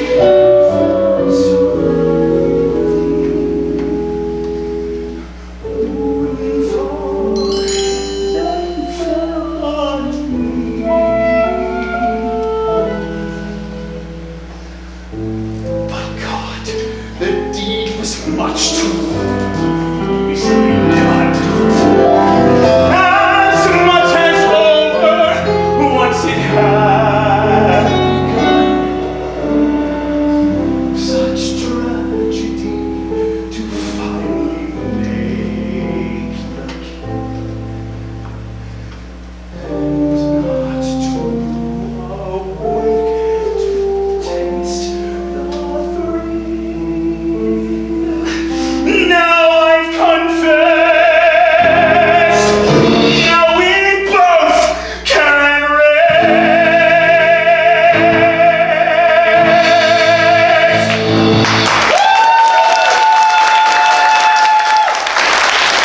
No,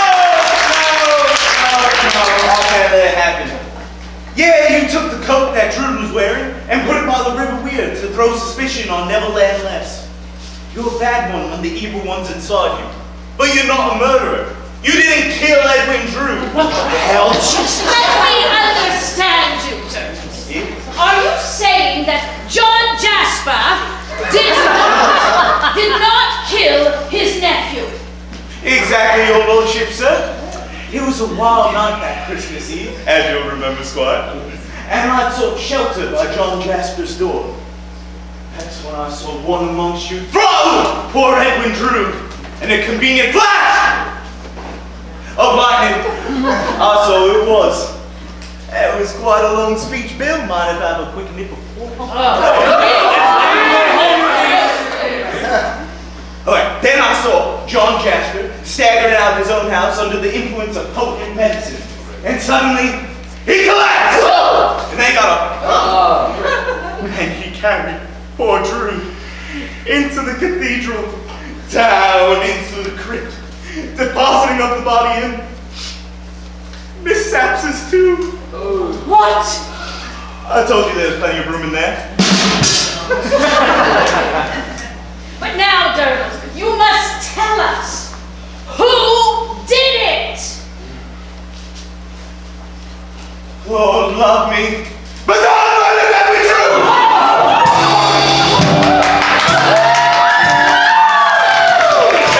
That's the legend in my time, for all in town I'll never mind to violent crime, to solve a mystery with the meat from off my shelf.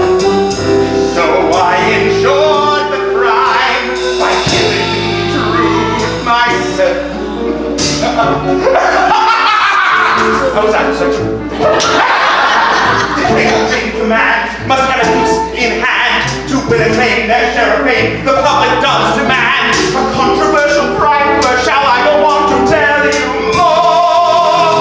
Since I had a flaw, you never have been crude, and then you're doubly rude. So I set out to bring about the death of Edwin Drood, and it quickly became this mission on the argument rain. And I know all I now tell, and last I sent to stay.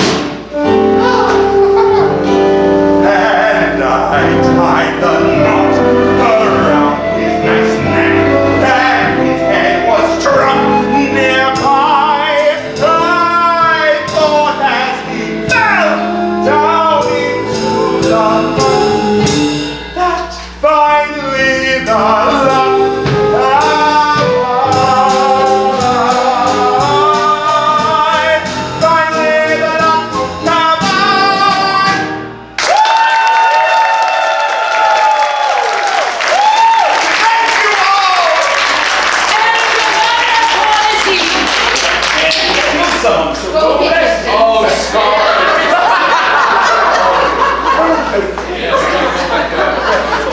Yes, but we are all entitled to a happy ending, yes? We are all in need of love and romance, and at this hour of the evening, any reasonable facsimile thereof. And so, there remains one question for you to answer. Who are our lovers for this evening? Who shall find that commodity we all seek? Now, at this point, for this voting, I think we're going to vote once again by applause. I'm going to start with the ladies, and then I will move on to the gentlemen, all right? We all have that. All right, so first on the distaff side, that means ladies. I had to look it up. Yes, all right, we have two here waiting for you. We have the serviceable Princess Puffer. And we have the impetuous Helena Landless. I think I'm going with the Princess Puffer. And we have a well-heeled field of bachelors available to us. We all stand. Yes. All right. Are we ready to applaud for our favorite once again? All right, we have Reverend Prysock. Durdles. John Jasper. Yeah.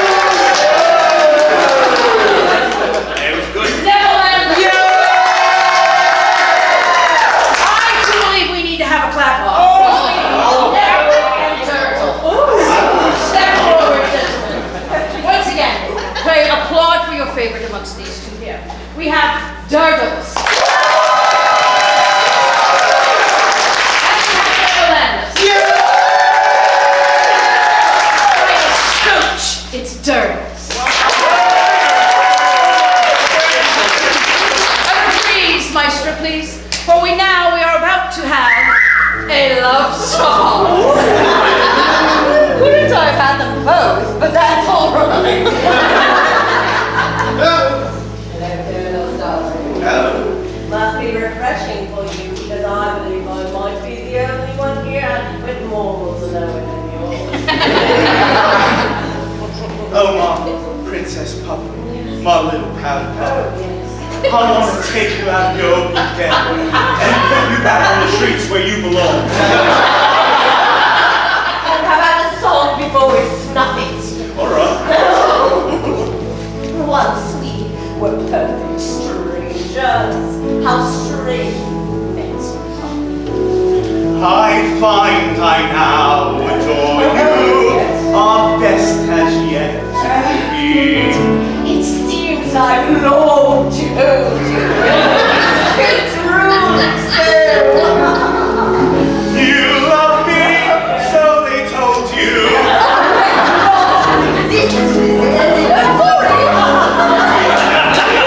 Pretending takes no thrill, but strangeness makes me real. Once we were perfect strangers, and now I love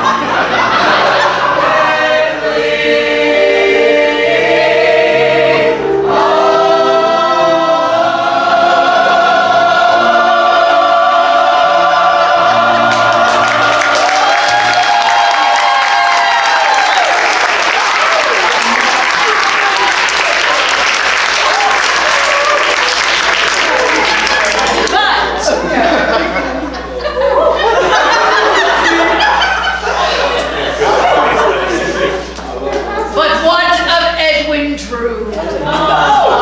If only he could speak to us from beyond the grave. What would he tell us? What would he say?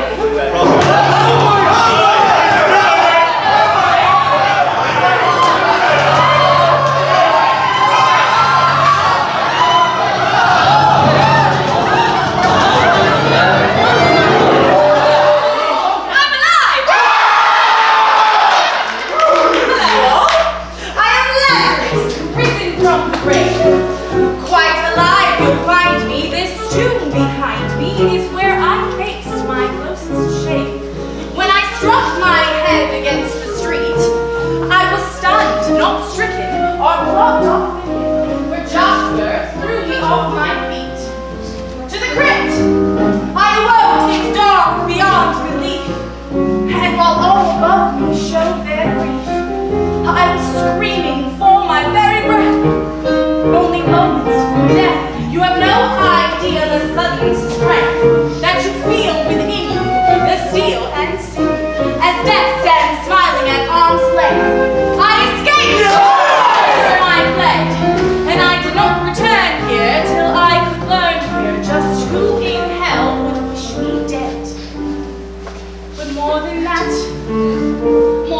not so